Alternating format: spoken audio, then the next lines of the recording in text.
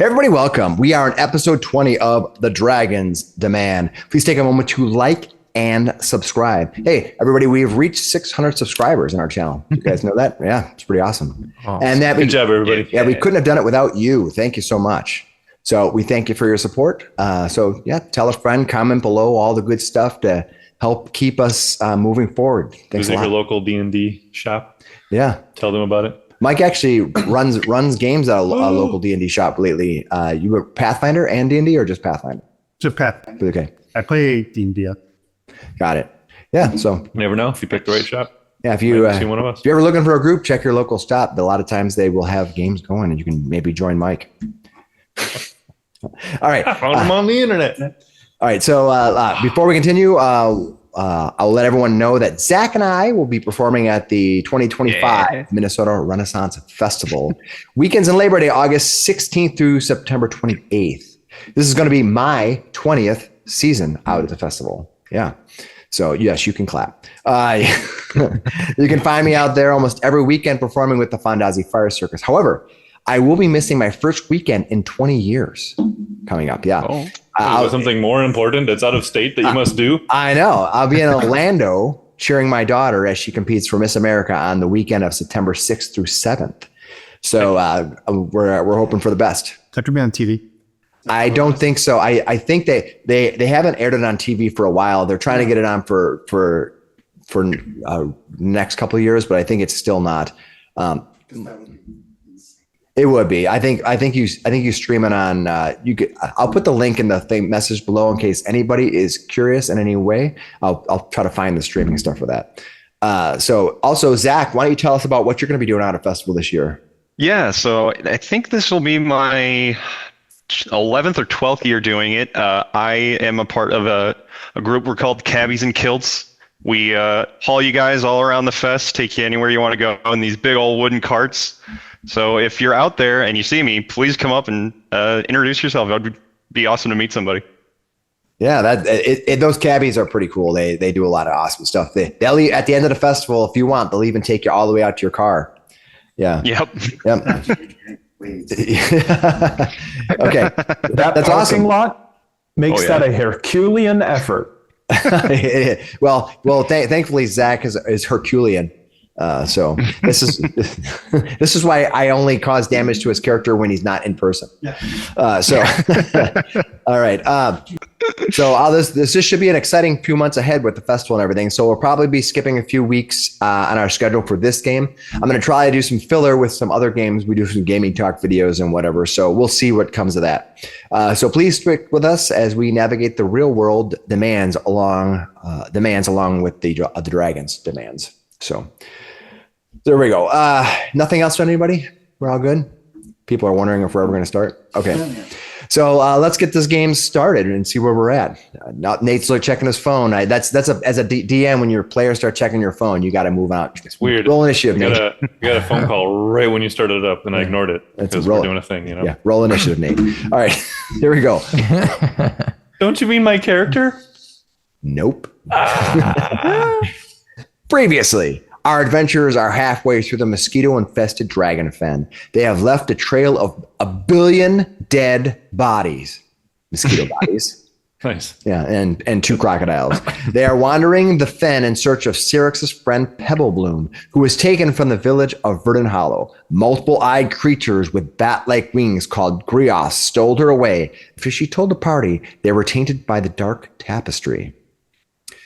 They have no idea where Pebblebloom was taken, but they decided to wander the fens in search of information. Now, if you watch any of our other games, you'll notice that this is a common thing for the players here to do, to just go wandering off. I tried to find out where it was. That's okay. We seeked all sorts of information, and the DM gave us exactly what we needed in order to find her. Yep. Well, they only have one more day to cover as much ground as they can because they're due back in Belhaim tomorrow. They're hoping to reach the old Irorian temple where they had read the fallen astronomer Barthas Hunclay was to meet a buyer for his book sometime in the past. Normally, even a clandestine meeting to purchase books wouldn't be so interesting, but Barthas was selling The Secrets of the Dreaming Dark. This encyclopedia of the space between the stars called the dark tapestry speaks of elder gods who consume worlds. But most dangerous is that the tome contains rituals to open portals to that dark, dangerous fabric in space. Even though Pebble Bloom is missing, there is a sense of relief in the party. The party had aided the old gnome historian Bassi in breaking into Hunkley's manor and stealing back the ledger. This included breaking into Baroness Debbie's home to steal the key. Allegedly. Yeah, that's right. When they were summoned to Debbie Manor, they thought their secret might have been found out. However, only the deceased Brannock was named as working with kobolds to steal Hunkley's key. Can't believe he did that. Yeah. Yeah, I bastard. That guy. The party had no qualms about letting Brannock take the fall for the crime.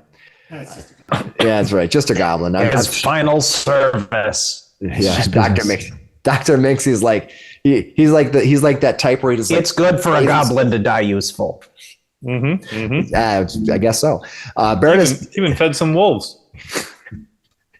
Anyway, keep going. Sorry. The wolf snack. All right. Oh, wow. Baroness Debbie didn't just drop the affair, however. She still felt our adventurers owed her. She ordered them to guard the upcoming auction where Hunkley's goods would be handed to the highest bidder. The Baroness still falsely believes kobolds are in the area. At least this will finally be some easy money for our heroes. They just need to get back to Belheim in time. Our adventurers are now within the hills in the center of the Dragonfen. To the southeast is where the Aurorian Temple is supposed to be. To the northeast is where the bones of the dragon Ateparax, felled by Tula Belheim herself hundreds of years before, rests. But as they look over the ridge to follow to the south, they catch the sight of something. And that's where we start. You guys ready to get this game underway? What do my let's do it. goblin eyes see? All right, let me take a drink. This is a good one. Here we go. As you gaze over the ridge, the road enters back into the fen. There, at the base of the hillside, are 3 massive green humanoids that are nearly 10 feet tall, with massive pot bellies and thick, greasy hair. Beside them is a dog-like troll beast that dances around the 3 lumbering olive green creatures. The 3 creatures scan the horizon as if they are searching for something. What do you guys? You guys just kind of walk over the edge and you kind of see them down there in the ravine. I'll give you I'll give each. They see us? Not right now. I'm giving everyone one action to do something. Well, I will avoid notice.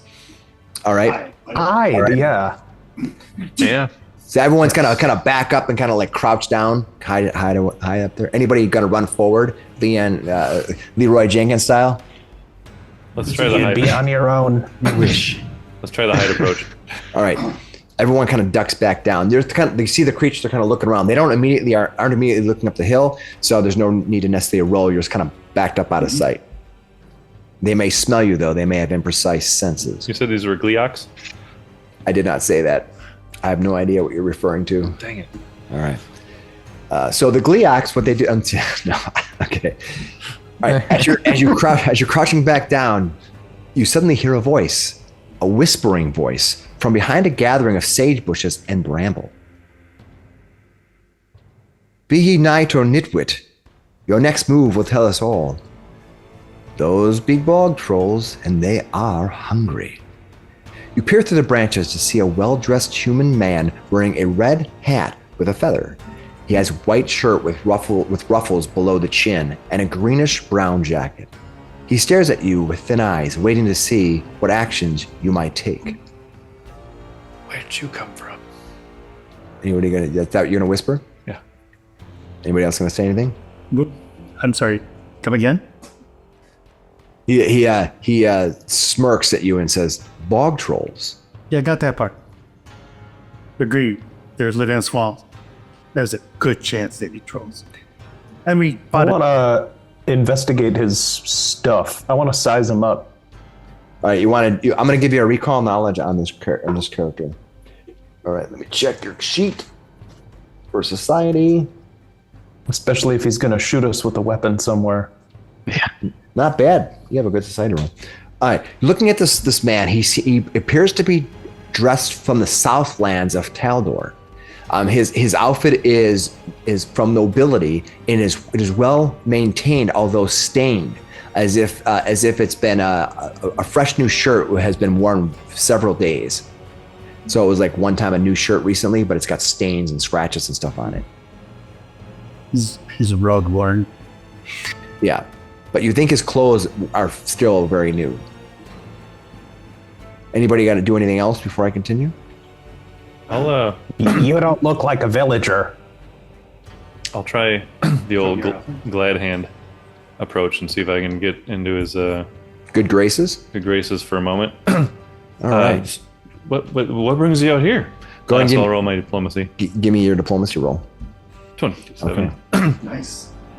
I see a kindred sort, if I may. What are you? What are you doing all the way out here? His inspecting eyes sort of lose a little bit of their challenge as you begin talking to him. He steps out from the bushes for you to get a full look at him. Not much more to tell other than the fact that he has a small traveling pouch on his hip and he has riding boots as if it were used to ride a horse. Fire? He's not wearing any. He doesn't have any arms on him and no weapons on him that you can tell. Of course, he could be a wizard or something. Or does he have any pouches like components? No, he has. He has a pouch on his hip, a satchel on his hip. Yeah, it's a satchel. It's a belt pouch that kind of folds over. If you've been to any Renaissance festival, right, they're very popular. He says, "I'm just a traveler who has taken the road less traveled and have discovered why few come this way. Most turn into food. I be Clausier, emissary to Lady Dark, Duchess to the Seven Towers with an Opara, second signal to Grand Princess Eutropia herself, Divine Princess of Taldor." Do I recognize all of those things? Glance over. Yeah. Vamir, you catch that? I did study heraldry, and that would Yeah, keep some of the. I want to do a society. do a check. society. See if I know all this stuff. Yeah. Can we both do that? Yeah, I'll give one roll and I'll give a +1 to the roll. How All about right, that? there you go. Auto aid. Yeah. I like All right, as you guys kind of lean, you kind of whisper. You begin whispering to each other. You're like kind of sharing notes a little bit. What you know is that Opara is the capital of Taldor, and the Seven Towers is one district within Taldor itself. Though he's wearing no insignias on him or anything like that, you are aware that is indeed one of Princess Eutropia's domains within her city. I'm gonna look around for possible accomplices. All right, as you look around, you don't see anything more, any other people or anything like that. He just seems to be standing there. Seems you travel very light. It says, "I am on a mission for Lady Dark. Unfortunately, I found my path disrupted at this far crossroad. I decided to take the short path to maintain my timeline, but my horse was taken by a beast. Now my boots are my only steed, and I fear they have led me into even more danger." And where are you heading? Well, I'm heading to a nearby town. Perhaps you've heard of it? It's a town called Belheim. Yep, we just came from there ourselves. Oh, really? You see, he kind of gets a calm, almost bright smile on his face. He says, We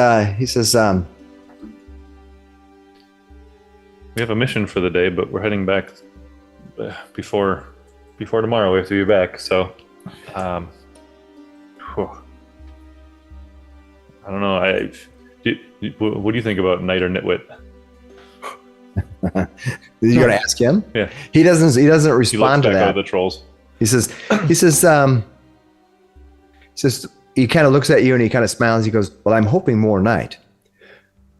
To be honest, I am not a knight. I'm just a doctor. I've served a lot of patients, but I've never seen a noble out in the swamp. Excuse me. Don't treat a lot of mosquito bites on nobilities. Excusing you. Sorry, but pardon. Anyways, it's just strange to see you out here all alone. You haven't by any chance heard of an Ateparax, have you? He looks at you and he says, "No, is he a noble of some repute in Belheim? Do I need to be aware of him?" Can I? No, just I know, right? I think someone out here, maybe. We've been told to look out for him, I guess. I'm going to use lie to me. Huh? Oh yeah, oh good. All right, post it. See what it is.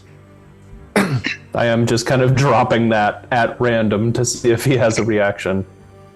Because it does seem suspicious that he's out here alone. Yeah. But his horse did get eaten. You use deception. Why walk through here? Aren't there roads? Okay. So your roll use deception instead of perception. I suppose we are on a road. It's just kind of a dangerous one. Well, I don't have your deception. What is it? And is it better than your perception? It is. It's a couple better. Good. Deception 10. 10. Okay. You look over at it. He doesn't appear to be telling any falsehoods. Okay. Yeah. Just check. Yeah. He said he kind of sighs as if he's trying. He's almost like exhausted by keeping up, airs in some ways. He goes, well, if you be highwaymen, in truth, my only true wealth is a note written by Lady Dark's own hands. I have nothing else. No, but I am a doctor. Are you in need of assistance? Seem to have had a rough day. We are just adventurers, sir. Well, it seems that you are adventurers. If you would give me an escort out of this damn place, I will have a gold coin for each of you upon arrival. He checks his inventory really quick. He's like, I'm broke, so I'm for it. we'll take it. Can you handle yourself if it does get a little scrappy out here? Well, that is what the gold piece is for. I have a little in the way of skills. So dodge. You're on dodge duty then. Dodge duty. It's a little low for ambulance service, but I guess we'll take it. I'll pull out that silver At dagger. least we don't have to carry you. I'll pull it out and hand it over. It's like, you should have something. Oh, You know how to use that? yeah, yes, I know how to use the match. Take the pointy end, you stick it in your. I'm asking him if he knows how to use it. I'm saying he probably knows. I'll toss. You tossed to him. All right, let me see how he does. See how well he catches it. Oh, he catches it pretty easy. He does catch it, and he kind of looks at the dagger, and he says, "Oh, I have seen my share of silver-plated weapons before. This is very nice."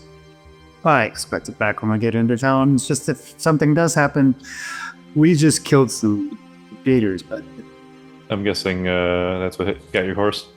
Oh, Four-legged, scaly, on the ground. I have Turn, actually- spin a lot.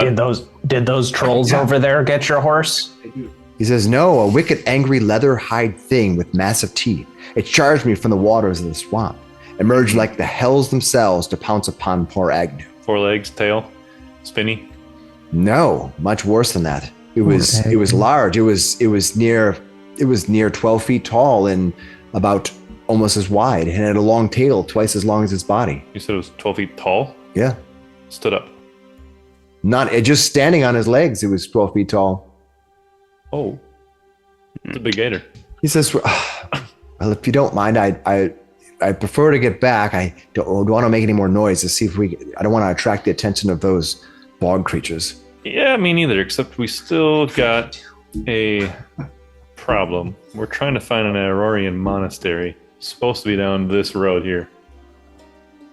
Oh yes, the big white monastery. I saw it on my way through Oh, and which way did you come from? Wait, you did?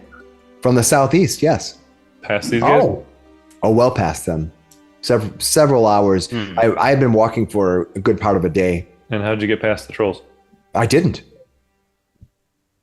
Oh, you're saying it's that way? No, the trolls came upon me. They saw me from the distance and chased upon me. I ducked down and crawled up this hill, hoping they wouldn't see me.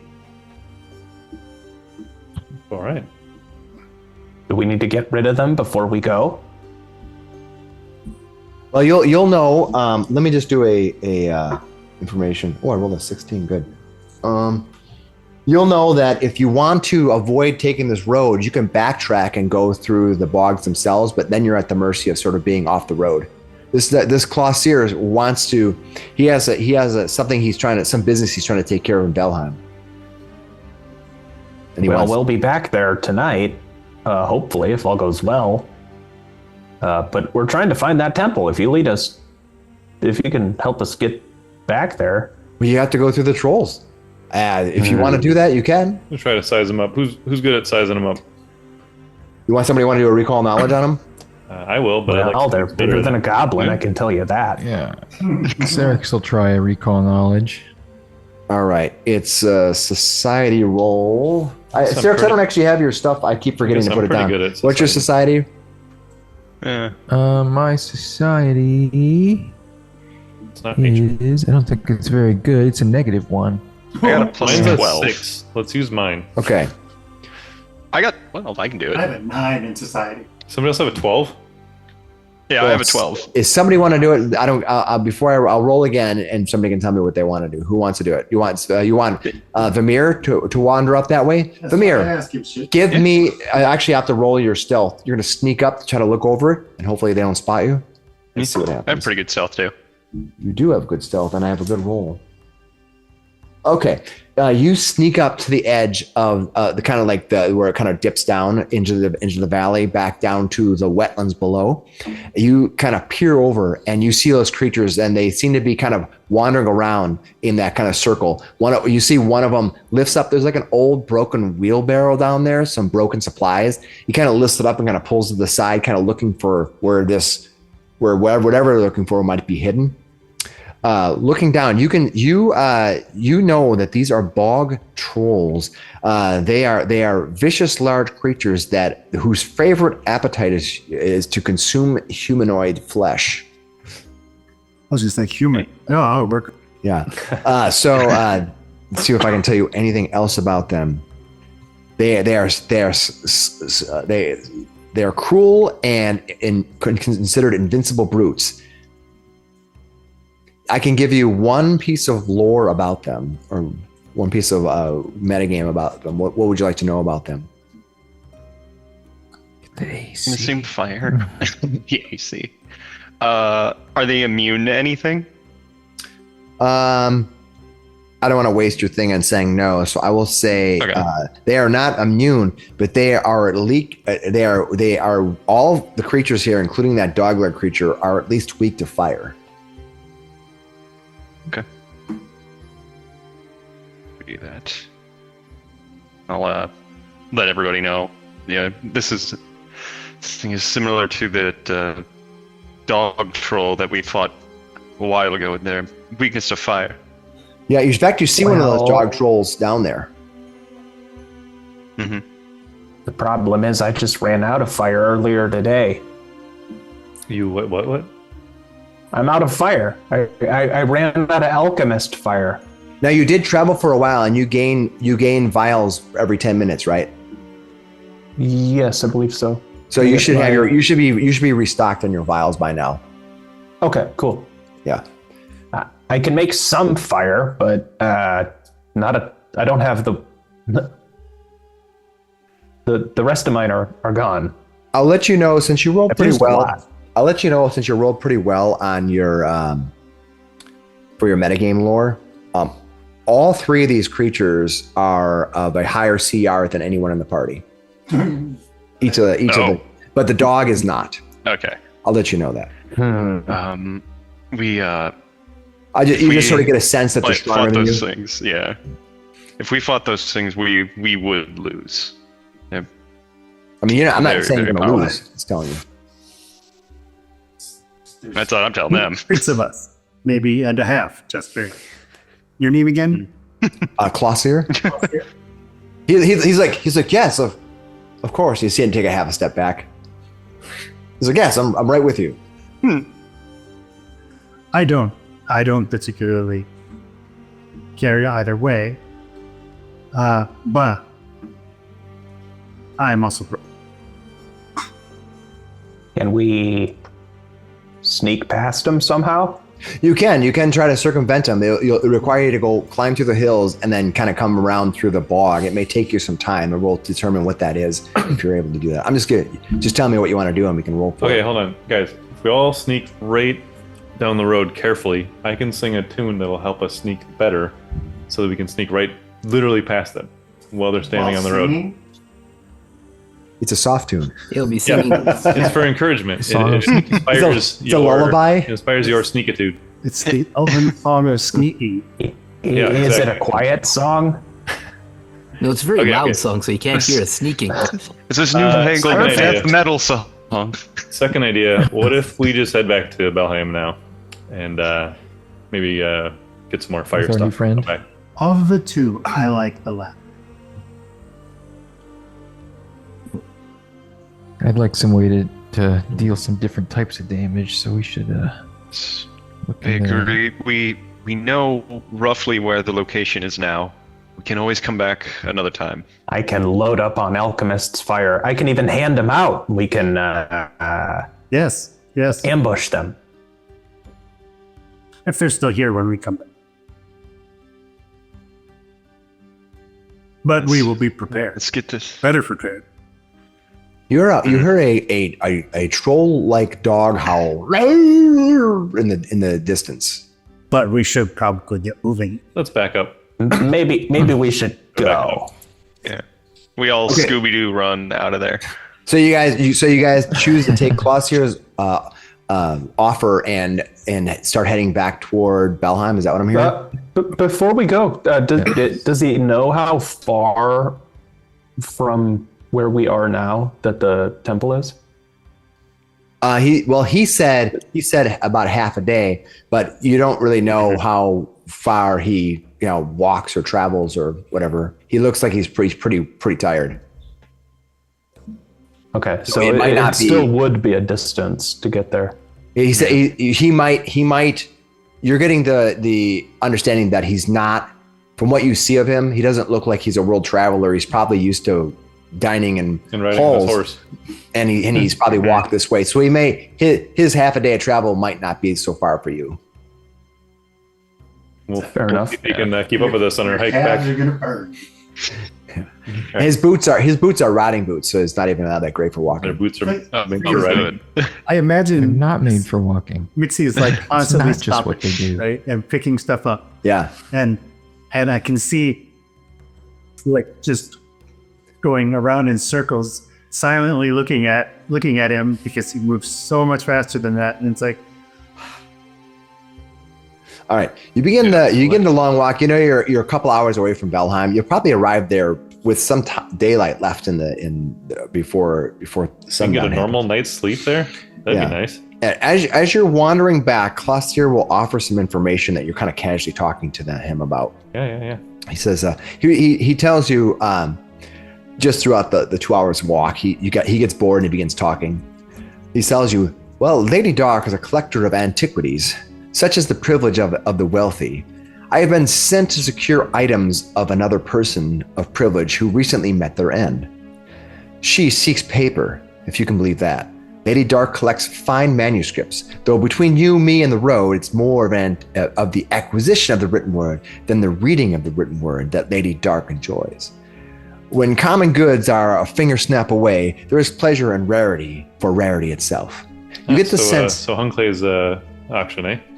Yeah, you get the sense that after talking with him, you've kind of get the sense that he's probably going there for the auction, and he probably has taken the short path because he would have missed it otherwise. And this is landing him in a little bit of a bind. Did he say that Lady Dark was Princess Opara? Or No. Lady Dark is somebody that also works for Princess Opara.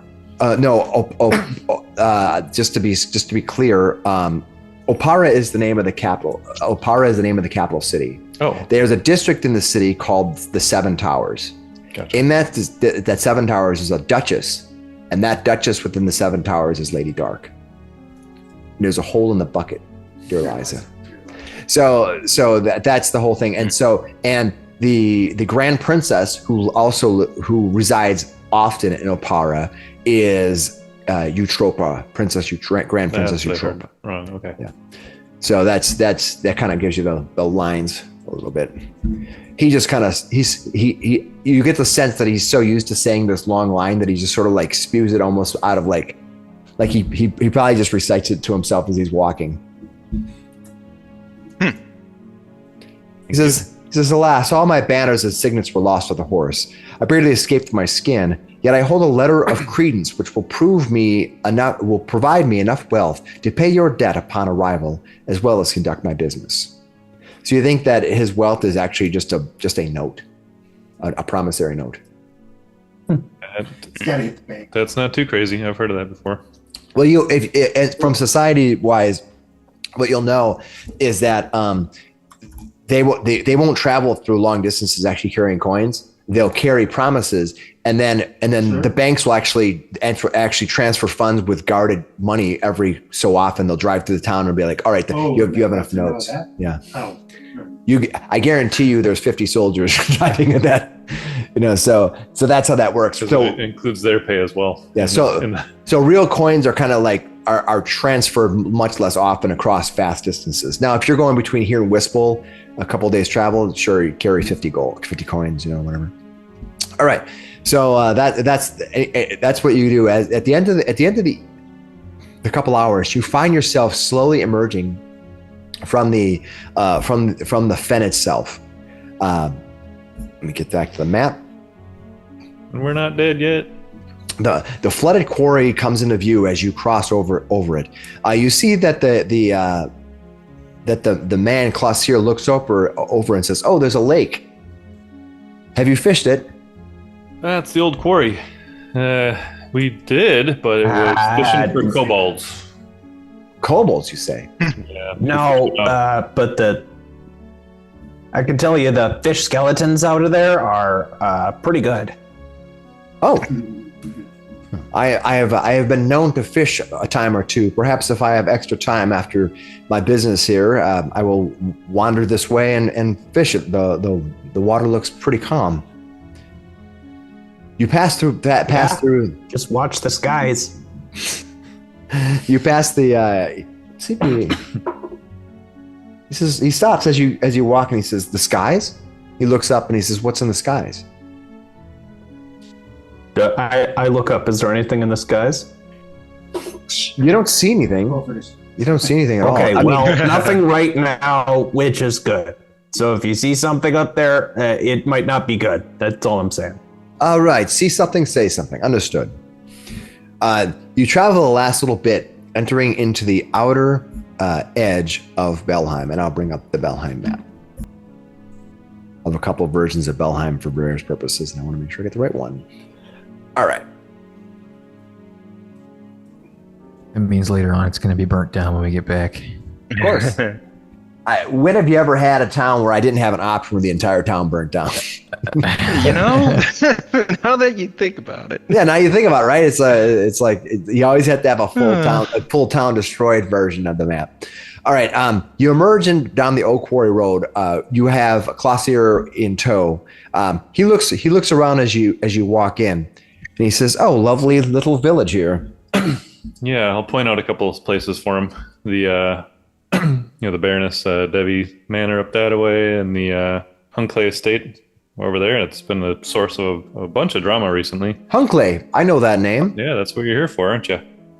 This witch tower right here, that blew up when we got into town. Not us, but we did get sent in to help figure out what's going on in there. You see, Miksi says, you see when you can see that he's genuinely surprised by the witch tower being shattered, because it actually is still pretty new. It's only been, it's all this loose rubble and stuff falling all over the place.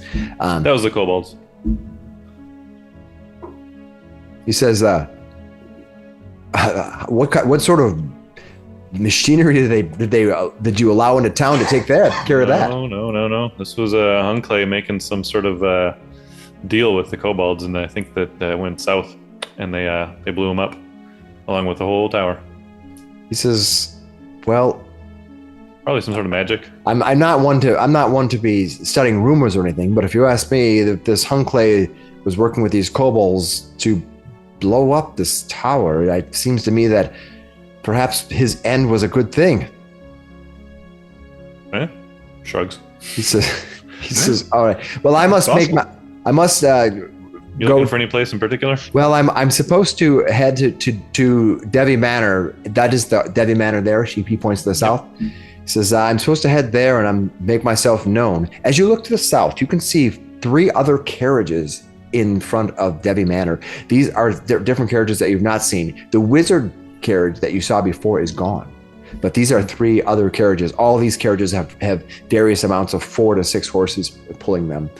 They seem to be luxurious and well maintained. And he would have been on a horse. Now he's just got us. Yeah. Would you like our escort to the manor? He says, I think I'd be fine. If you would give me your name, I should put your name in the good graces of Lady. You should actually show up with us. She'll be really impressed. Well, I don't. I laugh out loud at that. I'm looking at Shadwick like, I don't know if this is a good idea. No, it's fine. We've been engaged to help secure the auction tomorrow already. You're guess going to. Yeah, we're security. Let's go and we're doing our job. That's fine. Let's go do that. We'll bring it down there. It'd be nice to say hi briefly, anyways. Let her know we're on the case. Yeah, he smiles as if like you think that on the road he was a little bit sort of he was kind of like a little nervous walking the road, Sure. But now he sort of feels relief. Like, wait a minute, I've been walking with security this whole time. Yeah. Yeah, because even though you're well armed, doesn't mean you really know what you're doing with them. Sure. And he might not be the best judge. We're undercover, low profile. Sometimes you need to hire adventurers to help out with security. That's how it goes, you know. We'll walk him down. We'll walk him down to Devi Manor and make sure he gets in. You did notice though that he didn't say anything.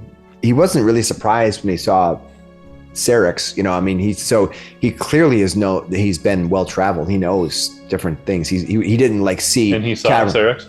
Yeah. I mean, he could have been hiding in the bushes. We don't even know. Yeah. You were Cavern elves. Sarrix is a Leshy. I mean, you have goblins. He didn't seem like he was like all the jar. He's not some hick village with like 3 people in it. Sure. So, all right. So he's going to travel down to Devi Manor. As you approach, one of the guards comes out and meets you. Not that guard. I know you're looking. The guard that was out there, and he walks up to Clausier, and Clausier steps forward, introducing himself and his long name his grand title. They agree and shake hands, and they offer him to enter into Devi Manor, and they thank you. Clausier, if you don't mind, the dagger. Oh, right, and I owe you a coin each. That's 6 of them. Where are you staying? I'll have it sent to your. We're at place. the Wise Piper Inn. The Wise Piper Inn, and I ask for you, sir. Shadwick. That'll work. I can distribute it. Is that all right, guys? Yeah. That'll be easiest. All right. Yes. Says I will have it sent over to you this evening.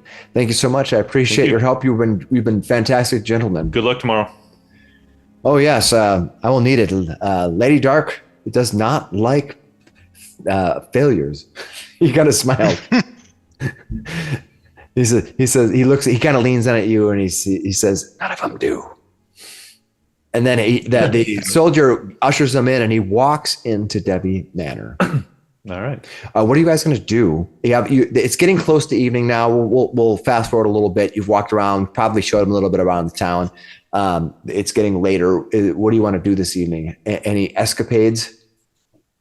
Should we break back in, guys? For old time's sake. Go do more crime. You'll need an entire day to do that. Yeah, they always do it by the day. So I figured because it'd be doing it overnight. right, but they you know what? Tell you what, I'll let you do it, and I'll let you just get half the value for the day. How about that? So let me bring up the. Go to the place, drink, play cards. You want to try to do some gambling? Okay, cool. Okay, great. All right, and you are doing gambling. All right. So as a gambler, you are going to use. I think deception probably be fine. All right, so you're going to give me a deception roll, and you're going to try to defeat the DC. The DC is going to be 22. 25. Ooh, good job. You did it. All Very right. nice. So you are working a half a day, so you're going to earn half the income. So that's going to be, you said 6, right? All right. So you're going to earn yourself around, I'll just round up to be nice. You're going to earn yourself 8 silver pieces after gambling. After you give some money, take some money. At the end of the night, you walk away with 6 extra silver pieces from your night of gambling. by the time you return back, That's double my money. by the time you return back in the evening to the Piper Inn. All right, boom. All right, as you're at the Wise Piper Inn, when you walk in, the night person at the desk, he seems to be an old man. He's almost sleeping. His heavy brows are more bushy than his eyes themselves. He kind of perks up, and it's almost difficult to tell if he's actually awake. And he kind of looks over at you. His face is blotchy with age, and he looks up and he goes, ugh. He says, "Adventurer lads, you are staying with Millson, is that right, Mr. Millson?" I suppose, yes. Very good. Have a good evening. What did I just agree to? To alert me to the package, I believe.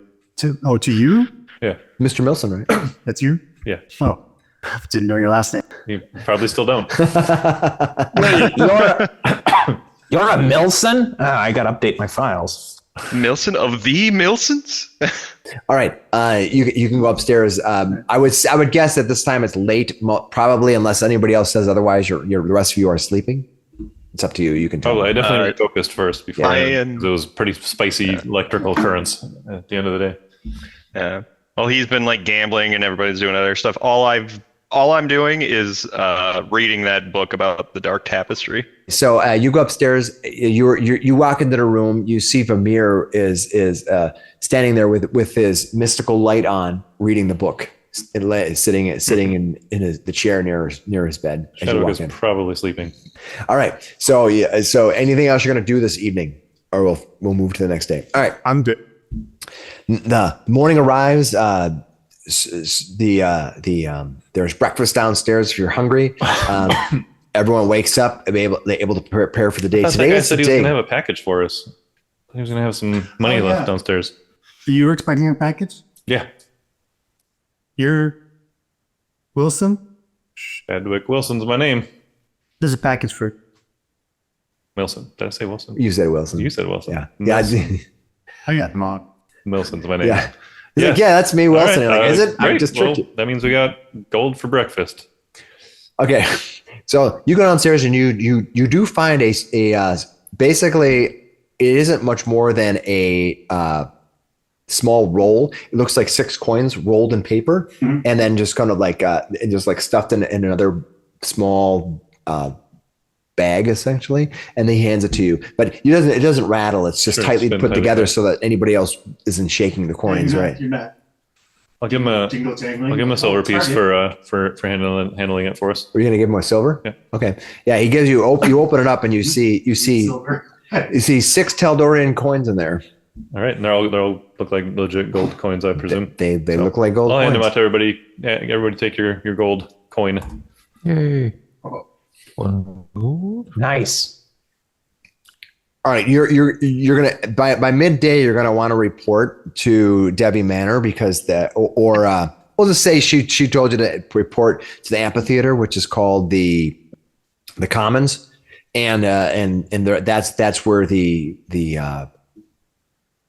actual auction is going to take place, and you can see it right here. You can see that's the amphitheater right there. That's where you're going to be at. So is it it's the next day now? It So is I the can do next my day. Yeah. preparations. Yeah. You can do all of your Tristan, one create all your daily doses of whatever you can do, and you reset any spells you have and all that kind of stuff. I'm assuming that throughout that you probably spent some 10-minute times getting your health back up. We'll kind of hand wave the health gaining back because that's fine. So everyone's back up to max health. Cool. Since you had a good night's sleep and you had plenty of time to do that. Do we need to Did we not get all our HP back on long rests? Rules as written? No, as written, you don't. You actually have to get your level plus your constitution back every night. But you can do the adventurers rest. No, you can only do the adventurer's rest after an initiative is rolled, and he's already did it. Yeah, but I could treat wounds or Yeah. So you can take whatever you want to do in the morning. By midday, they're going to want you to meet at the amphitheater. All right. Anybody got to do anything? Otherwise, you can buy stuff. That's easy. But buy stuff after. let's just be there on time. Yeah, let's go. Chad will encourage everybody to be there on time. All right. It's going to be interesting. We get to see what's getting sold in there. Don't We're still in the private room. Don't blink at anything that you see. Everybody. What? Understand what I'm saying? You've never seen this stuff before.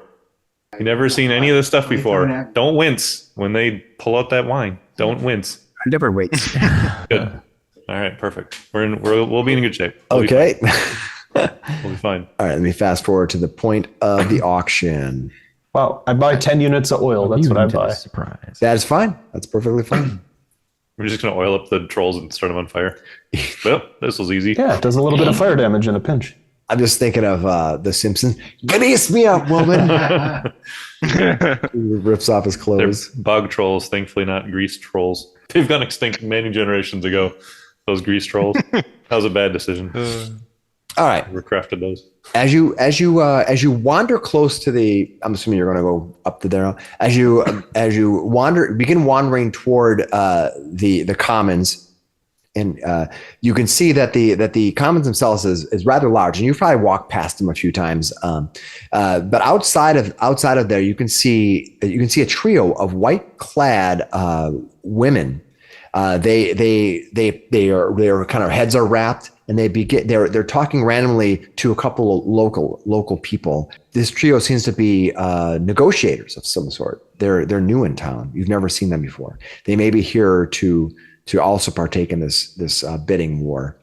You also see two black-robed individuals. They appear to themselves. It's very difficult to tell. That may be how they're groomed, but they appear to be masculine. But they seem to lack a lot of masculine traits. Like they may be Elves. potentially young men. You're not sure though. It's very, very disconcerting. They look different to you. They look like they're older, but they've like never matured. You also see a snarling half orc, and he kind of walks. He's well dressed, but you can kind of tell that he wears his ruffled shirt and his well pressed clothes almost as an obligation rather than a preference. Yeah, he has brown.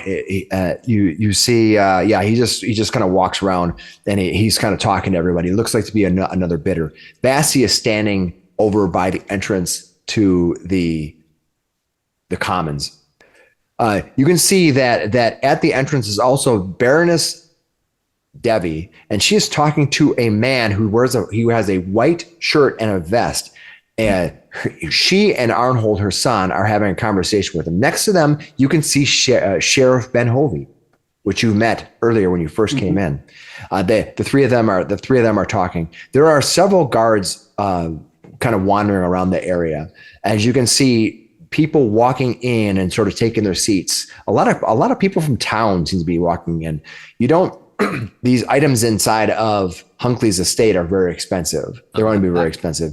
You're getting the sense that a lot of people are coming here more as a spectator sport than they are as a sport of buying. We would definitely do that. I haven't had to do any surgery today, so I'm looking about as good as I'll ever look. And, all right, you see, did you eat garbage this morning? Well, of course, yeah. You gotta get a good breakfast. I hand you a breath mint. What is this? Just chew on it. It's good. It's good for you. Okay. I'll walk up to the sheriff and the Devi. Be like, reporting for duty. Where would you guys have us? Wonderful. I'm glad that you're here. Bassie, friend, could you take these fine gentlemen? You will be in the front row. I want to make sure that if anything happens, you're closest. This is Chosk. This is Chosk Grellin. He will be running the auction. You see the man in the vest. He looks over and he looks at you and he says, "Yes, I'll be running the auction here. How are you doing? How are you doing? Are you going to give me a Nice to meet you." You are definitely an auctioneer. Sold, you friends. I'll glad hand him for a minute. Like, chat him up, ask him what he's expecting for today. 32. Here we go. He's expecting. Here we go. He says words. You didn't say anything. Josk introduces himself and says that he's like, yes, I'll be happy. I'm very excited. There are several key features. So I spent the morning going through them. We should have quite the turnout. Don't expect any trouble here, but if anything I'm does, kobolds. Yeah, we thought we got them all. Didn't there's a few left, but Rest hopefully- assured, we've beat kobolds before. yes, we have. Do you have a space perhaps behind the stage or near the stage that it would be a safety zone for you? He'll start to ask some technical details. And He says, "Oh yes, yes. If you go in, you'll notice in the commons below up there behind the stage there are 2 rooms with the storage rooms. They are quite safe if need be, but I don't believe it'll be necessary." And Sheriff Ben Hovey says, "Oh, I don't think there'll be much trouble. No, But the Baroness wanted you here." We wanna just go over the basics. Better safe than sorry, right? If anything does come up, we have a plan in effect, and hopefully we don't have to use it. Yes. What are the rules? And if anybody needs a doctor, if anybody has like a stroke or passes out, I'm a field medic, 5th Mendevian Crusade. I can treat anybody. Yeah, Baroness looks over at you and says, "Thank you, Doctor. I appreciate all of your service.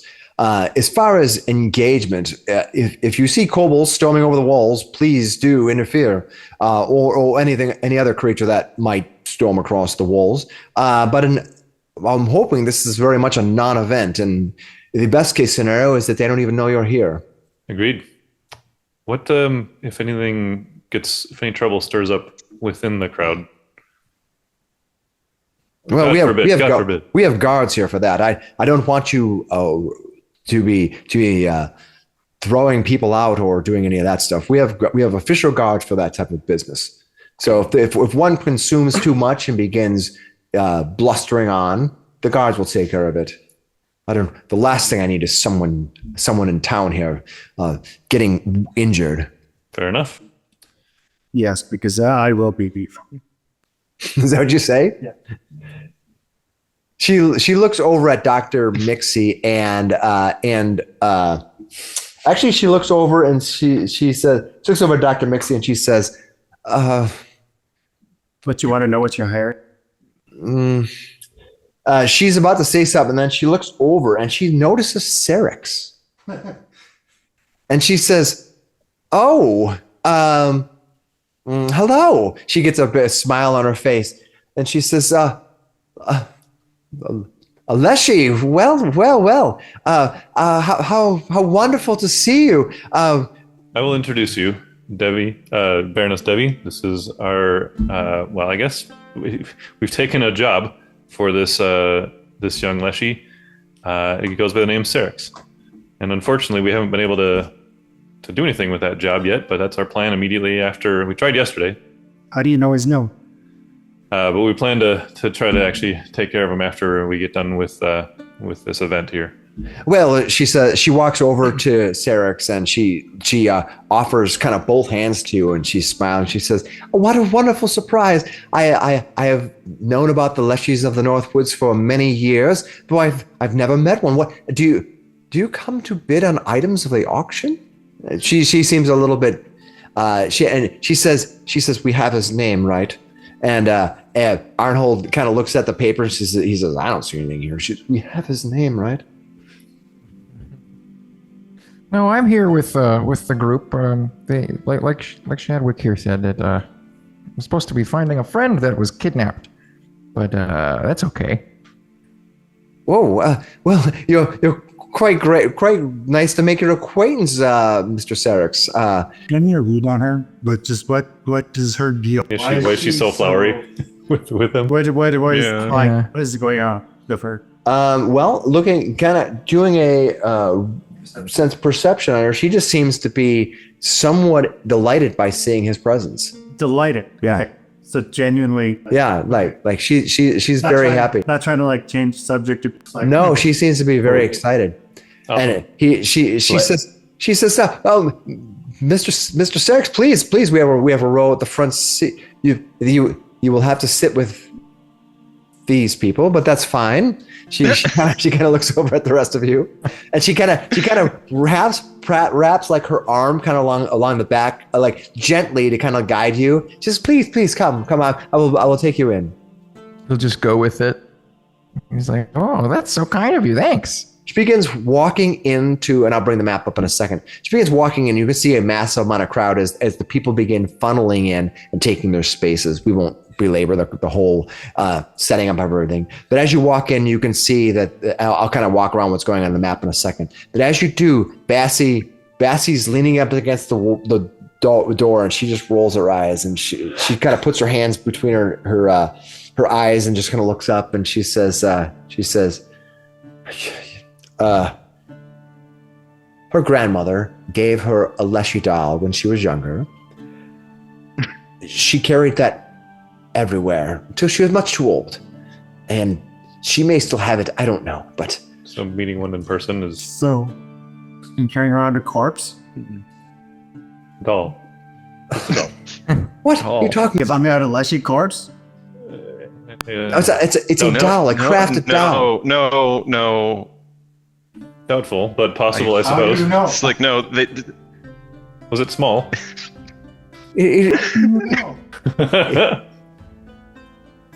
Because I had bought it for her grandmother. I bought it from the market. Okay. Oh, from the market. He might have a point. All of you, get in here. She walks in, and as she does so, she walks past a pair of guards, and you see a field of people. As you do be, Have you seen any kobolds? I'll leave you up to perception. You rolled really well, but you see no kobolds. Excellent. You do see the various nobles that you saw, but you also see sitting right behind Bessie is Clossier, the man with the red hat and the feather. He Wave at seems him. to already be in the seat waiting. And I'll bring the map up now. All right, so the map is up. As you walk in, you can see that there are 6 seats in the front row that are reserved for you. You can see that Chosk Grellin, who is going to be doing the actual auction, is going to be standing up at the stage along with Sheriff Benhovey, Arnhold, and the Baroness, all sitting up there. There are a few scattered amongst guards, but most of the people here are the common people of Belheim. Hey, man. who are we? Who's Arnold biased? and the You're Baroness just are talking hot. to Debbie, right? Debbie walked in, and she gave Sarrix a position of great importance. Perhaps we'll put Sarrix right here. Maybe she stuck him here. Front. She was very much, took him in and thanked him for coming, and seems very excited about. Sarrix will be entertaining her. He'll be trying to sprout little flowers out of his hands to, he's obviously noticed that she's got an infatuation. Aww. Yeah, she seems very elated by your presence. We have to sit in the front row. That's where she wants you to sit in the front row. So if anything happens to Chosk or to the Baroness, you are there to guard them. She is concerned that none of the commoners get hurt, but there is Mostly the noble. more importantly that you're sitting right in front of Yeah. all the nobles, and you're sitting right in front of the stage. So that's why she's putting you there. I sit down next to this poor soul to my left. I'm carrying 3 different toolkits. I sit down clanking, and I grin up at this guy and go, "Don't worry, I'm a doctor." He looks over at you and he says, I'm sure you are. Are you bidding on He does anything? have minty fresh breath. Are you bidding on anything here today?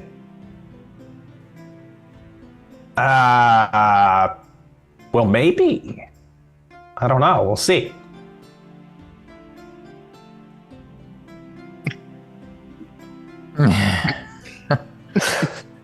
Very He'd good. be dead if I wasn't here. You can see behind you as you guys are talking. As you can behind you, you can see the Calistocrats that are sitting behind you. They lean in and they say to you, Doctor, if you're thinking of bidding on the Clockwork Lab, I should let you know that I've already set that to mind. If you wish to make it a bidding war, it will be, but it will cost you. She's sort of warning you that she wants the Clockwork Lab supplies, is what she's saying. Wow, shiny. I'll keep it in mind. And the other woman says, I don't trust those goblins. The first one says, "Oh, I believe he doesn't need anything in the Clockwork Lab." I turn around and just flash my teeth. Just smiling. Oh, I'm just cheesing it at him. I let him know I heard that.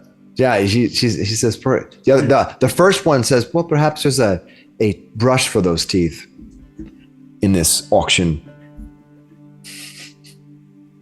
Behind them, you can see that this Mr. Pickett's. He's sitting there, and he kind of he looks around at the rest of you, and he says, I think I recognized him before. He says, yeah, he's like a half orc. Yeah, and he's wearing the outfit that's sort of like inconveniently wearing, but he's more like he's there, and he looks over and he says, well, I'm only here from my lord to find some rare books. That's all he wishes for. That's what he says. And Sbarry sits down, clanking, also says, don't worry, he's a doctor. He says, I'll get you this information. Duchess Selfiend Telegronas of Casimir. Jesus Christ, with these. Paizo, I will slap you. Okay. This is Duchess Selfiend Telegronas of Casimir. That's who I represent. And what kind of books?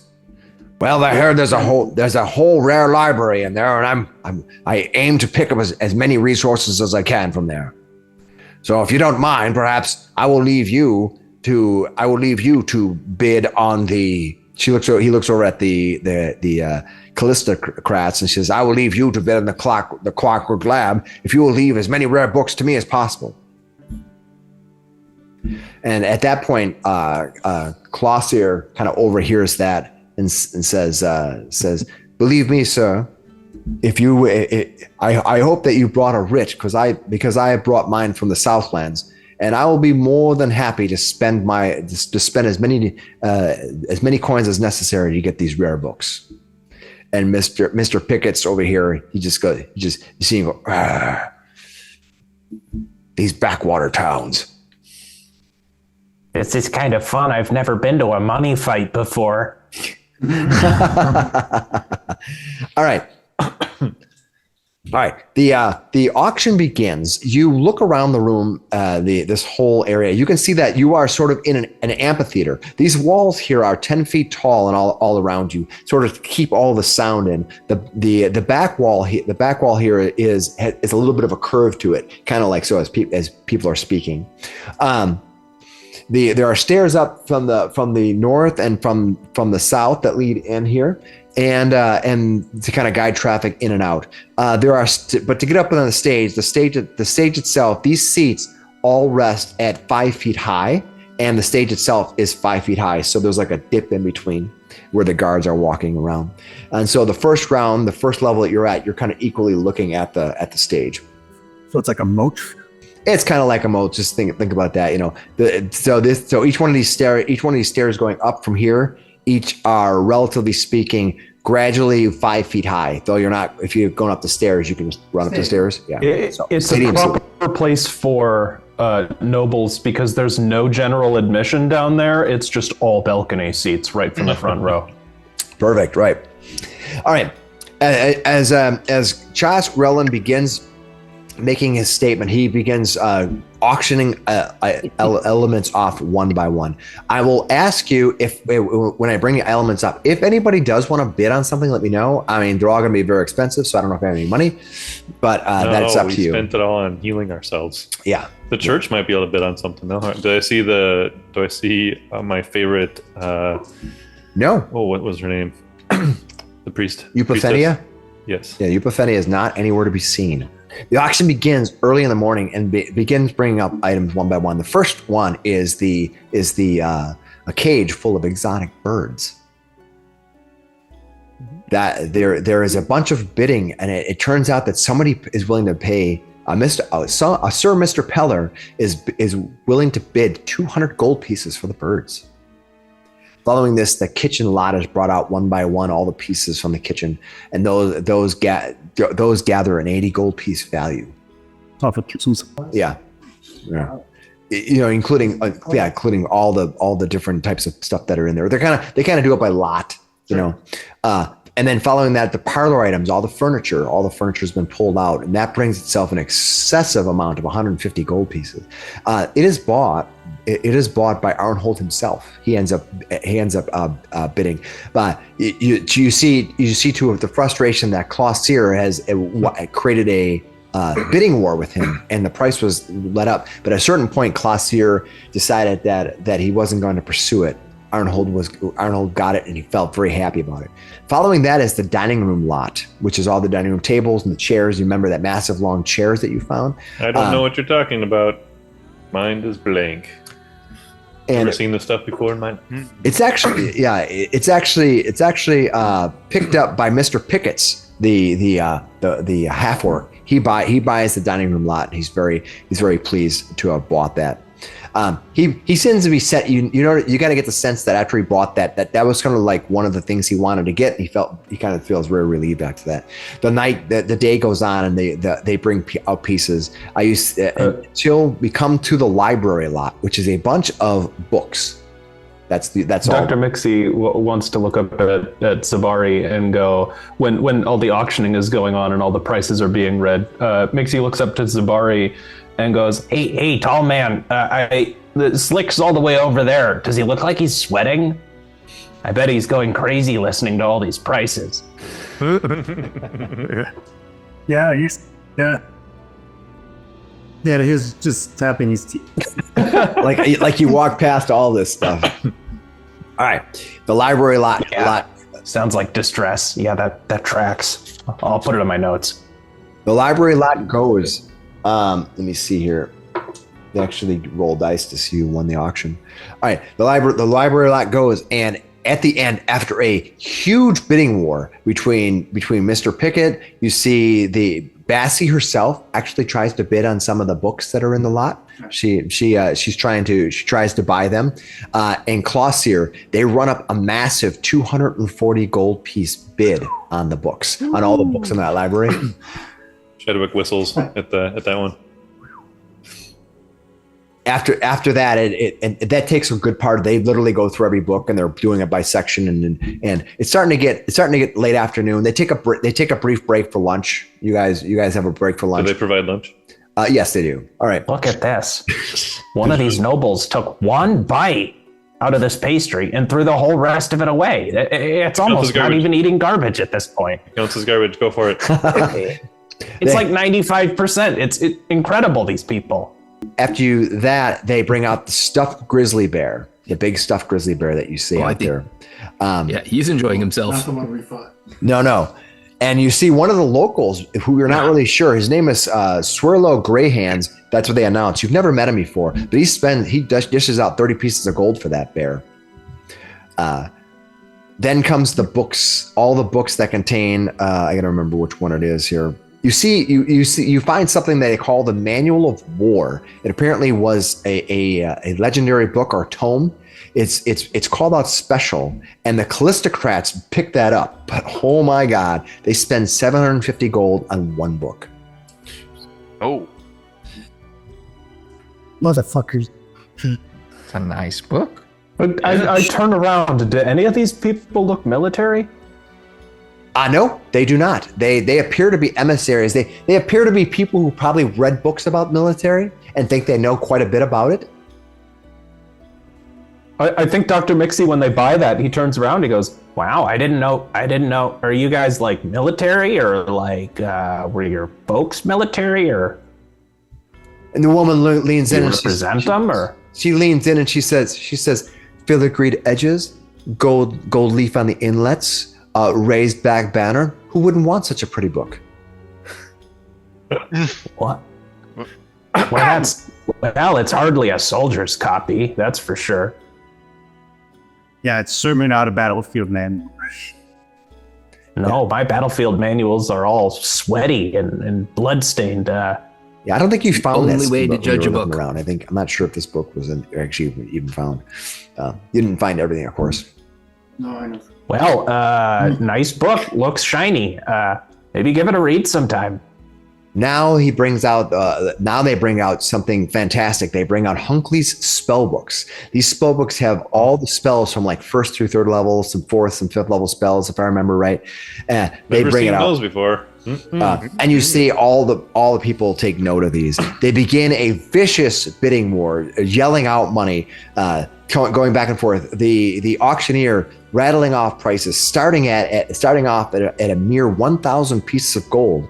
The prices quickly escalate in 100 gold piece increments. You can see the Callistocrats and the I can't remember what these other people are called.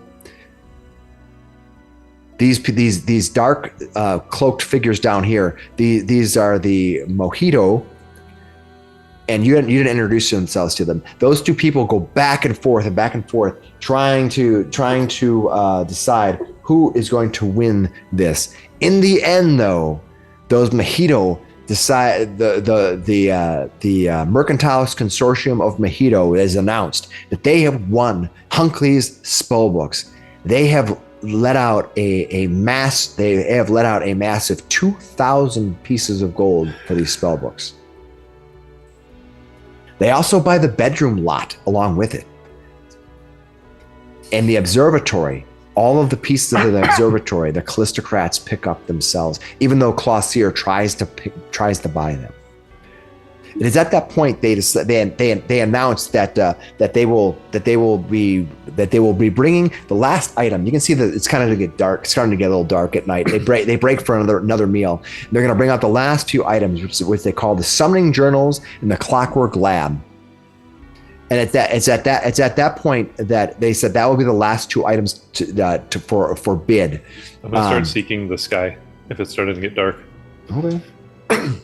Is this outdoor? No. Yeah, it's outdoor. Yeah, it's outdoor. Oh, we're on like a big stage. Okay, that makes sense. Yeah, it's outdoor, and they go around and begin lighting torches for everybody. So the whole place is well lit up. You can see everything, no problem. He'll elbow Vamir since you're next to me, and gesture over to Slick as well, and gesture up as well. Just keep your eyes on the sky as well. All right, it's at then that Clausier gets up and walks over. Let's go over to here. Clausier gets up as they announce the break. You can see he gets up and he walks up to the stage, and he begins yelling for the Baroness. The Baroness walks over, and they begin talking in low volume. Let's see if anybody hears them. No. Yeah, I'm right there. I see. Yeah. You see that he's not happy about something. He's pointing something and he's talking to the Baroness. And it's at that point that the auctioneer comes up, and they begin to sort of have this kind of the auctioneer kneels down, and you can see the Baroness. She kind of bends herself down so she remains in proper form, but able to get low enough to have to speak with him. And you can see that Arnhold walks over, and he's just sort of like trying to eavesdrop on what's going on. The sheriff, you see, takes almost like a stance forward, but he doesn't seem to be. He's got his guards still. Worried about this Clausier. He's obviously upset about something, and you see that I'm going to say, Vamir. The rest of you are kind of watching it. Vamir, you actually pick up like Clausier is saying that can't be all of it. I know. These are not the last two items. And Chaw says, we've cataloged everything, and he's like, no, there's other items. I guarantee it. And the Baroness says, Mr. Clausier, these are all the items that are left to auction. We did not take any items herself. And Clausier kind of starts blaming the Baroness for like stealing, basically saying you took some items from the collection. He may be referring to something that you guys took. A specific book that he might have been looking for, I bet. Yeah, well, because you guys took a few items from there. I'm just saying. Oh. I'm not sure all the things you took, but anyway, that's who he's yelling at. Finally, in frustration, after they've eaten, when he's come back, he decides to leave. He gets upset. He just kind of wanders off. He won one of the bids though earlier, I believe. He did. He won some of the books, and Okay. you think that whatever he has bidded on other things, not just books, but apparently he thinks that there is something in Hunkley's Manor that he's not getting. Now you guys took a few things, so Metagaming for a second. Do you guys want to recap what we did take? I didn't take anything. We took a bottle of wine, but I suppose it doesn't. don't think It would that be got auctioned collectively off. what we would know, right? So we did take a couple things that had the Witch's which Bazaar yeah, symbol, logo on them, but those presumably shouldn't be known to anybody. But maybe he does know about those items. A moment after Clossier leaves, the Baroness kind of gives a polite smile to everybody else in the crowd, especially to the elites that are here as emissaries to other parts of Taldor, and she kind of makes her apologies, and she looks and she says, "Mr. Grellin, please proceed. We have 2 more items before this evening. It is getting late." And I'm going to lean over to Vamir in Elvish. I wonder if I'm thinking about your. Possible. I mean, it wasn't Let's talk about it later. in manner. No. Just kind of keeping a straight face, just looking forward. which book are? Oh, the one I get it. You're talking about the one that you guys got in Hunkley's cave, That is probably the most valuable of all of them. the Secrets of the Dreaming Dark. Yeah. I was just catching up to make sure I'm on the page for you guys. Okay? All right. I mean, metagaming. That's exactly what I was thinking about, right? But I'm not talking about it. It sounds like you did bring it up, though. Okay. Interesting. You can see that Baroness walks back and kind of goes up, and Arnold steps back with her. The sheriff takes a step back, take his place, and Mr. Grellin also steps back. They bring out the last items, which is the Clockwork Lab, and they begin bidding on the Clockwork Lab. And the Callistocrats and Mr. Pickett's both go in to start bidding on it at this time.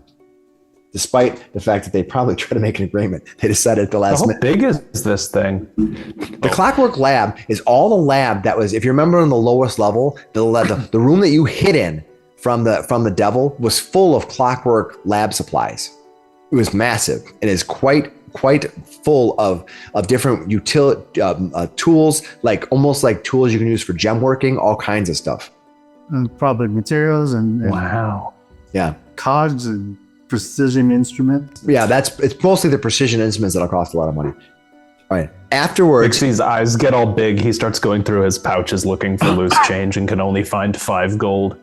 finally, the Callistocrats win the bid in a joyous celebration. The 3 of them squealing almost in joy to each other Here we go, high five. as they win with a winning bid of 500 gold pieces. Yeah, I wouldn't have been able to buy that either. And finally, they're Miksi turns around and tries to like talk shop with them. He goes, "Wow, those were some pretty nice gauges. I haven't seen any a set made of that made that precise for a long time. That's a pretty good get. What are you going to use them for?" you're going to ask the Callistocrats. Yeah, he like asks them about all the tools. Presumably they're on stage, right? They brought them out for the Yeah, they bring them on stage. Yeah. The one of them says, "We have no idea. We were just asked that when they sent out the list of items. My representative, who represent, wished them. That's all we know, and we get a commission on everything we win." Oh, you don't even use. Okay. Well, I hope somebody uses them. Nobles, who's to say? They'll probably end up in a box somewhere, but it will be our box. Wow. Huh. They're middle He knight. turns around. Basically. Okay.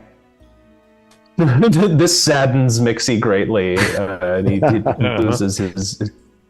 Yeah. If you've ever been I've never actually been to an auction house or anything where they sell rare stuff, but I have seen some online where they've kind of showed it off, and it's interesting to watch these people who are talking on the phone and they're talking to each other people, all the people who are kind of wheeling and dealing, and you're rarely talking to like the billionaire, right? It's always like somebody who knows somebody who's a friend of somebody who's buying it for them. So yeah, this is kind of how the deal is. All right, finally they wrap it up. They wrap up this entire auction here, and all of the items have been sold to everybody else. Bass, you can hear Bassie kind of like fidgeting behind you, and she's like, how long is this fucking thing gonna go on? Did we see who gets the summoning journals? Yeah, the summoning journals did come out. They were actually won by. I missed that part. Thanks for bringing it up. They were actually brought out by the Mercantile Consortium of Mahito, I think it is, and they spent 600 gold pieces on the summoning journals. Be interested to be a highwayman at this point. Absolutely. With 3 very distinctive carriages sitting in the lot. Absolutely. All right. Just say. Oh dear, he really does look like he's fidgeting and sweating over there. Interesting. The note. All right, so the auction is running long. Now you were told it was going to run late but it just feels late. You've been here, you've been up and down. You're not used to sitting this long. You know, you've been unless we're drinking. Yeah, and at this point, you can see a lot of the people in town are sort of like moving around and kind of doing whatever. Still seeking the sky. Oh, that's fine. Yeah. Auctions. Somebody did get taken away from us via the sky recently, so he's like, that could happen. All right. Now, what I want everyone to do is I want everyone here to give me a perception roll. All right. The target is going to be 21. Woohoo! Perception roll. Woo-hoo. I got 27. Miksi doesn't see it. All right. So who looks like we have Shadwick and Vamir and Sarrix. All right. What? Oh. There should be one more roll. Else if I. Ooh. See? I think Oh, you rolled a 2? How can you get a 2 for perception? Oh, you have a -1? No, he has a +1. A +1? So rather you roll a natural 1. Okay. All right. No, that's fine. All right. You're more like you're probably daydreaming. Oh. You're probably you're thinking. He's like highwayman. You're thinking highwayman. Where do I? Just think about that wine. Where do I ambush? If they're going south, I would go in this hill. So what we're gonna do is just to make things roll easier going forward here. We're gonna roll initiative. Everybody who got a 21 or higher gets to act on this round. Everyone who didn't doesn't. It's just the way it's going to be. Because you guys are like not paying attention. You're looking at your shoes. You're thinking about stuff. Whatever. I'm gonna bring the. You're staring at the sky. All of a sudden it's like. Because so if kobolds come running in, you're probably like getting jabbed in the side. All right, so let me bring up the turn tracker here. Make sure it's cleared off, and then I'm gonna let you go ahead and put your items on the turn tracker. I'm gonna put all the guards as one item, and I'm gonna put all of the commoners as another item. So that's an interesting situation. We're about to roll initiative. Just perception. I think. Yeah, That's our. But I have rolling perception. Yeah, you're not an oracular warning, Alan. And when we're about to roll initiative, I have a premonition about impending danger that I can use to warn my allies. And each ally within 20 feet gains a +2 status roll to their initiative. You can do that, and there's nothing saying you have to. It's like premonition. Yeah, it's like a premonition, right? So yeah, you can do that. Hair stands up. I always picture it lightning related, right? So like his hair stands up a little bit. Absolutely. He feels the tingle on his back of his neck, and you see him tense a little bit, and that might be enough to get everybody to be like, "What?" All right. So as the last item goes off for bid, you can see that the Baroness. They're kind of like finishing up the last items, and they just announced the winner. And it's at that point, Zabari, they just announced the winner. What do you think you might want to do here? What do you? It's that they've kind of like they kind of just finished up, and they just kind of finished the auction, and the Baroness is standing there with Arnhold, and Chosk is giving his thank yous for everybody. What do you want to do? I'm going to stand up. All right. And just look around, because I think this is probably if something's going to happen, it's going to go down now. All right. As you look around, you kind of stand up and you stare. You can see. Did you win the perception before? Did you? No. Yeah. All right. You look around and you see what you're gonna first notice is that the guards in front of you look at you. Why are you standing up? You see the other, and you see the sheriff kind of steps forward and looking at you, kind of cocking his head like he has a weapon on his hand, but he's not grabbing or anything. He just sort of like takes a half, like a cautious step, because even though you're guards, he's also gonna protect the Baroness if he needs to. That's what you see. Suddenly stand up. Yeah. Like you see the armored guy stand up, and he's also probably looking around like, what is he? Did he notice something? So he said he looked around as well. So he is looking around the room right now. But that's what you see right now. Up. That's what you see. That is an alert guard right there. That's what you see right now. Okay. We got 2 high initiatives, didn't we? For our 30. 230. Nothing's happened yet. Yeah. And I forget because you only get an action this round if you actually were able to spot something. But I forgot Zabari could do that. So Vamir, did you roll over the? Yeah, I got a 27. Okay, so it's your turn when you see what you kind of see Zabari stand. We'll say he stands because I don't want to mitigate or backtrack.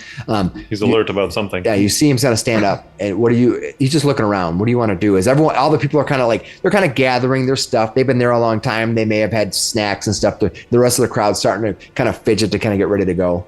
There's a shuffling noise as everybody starts getting together.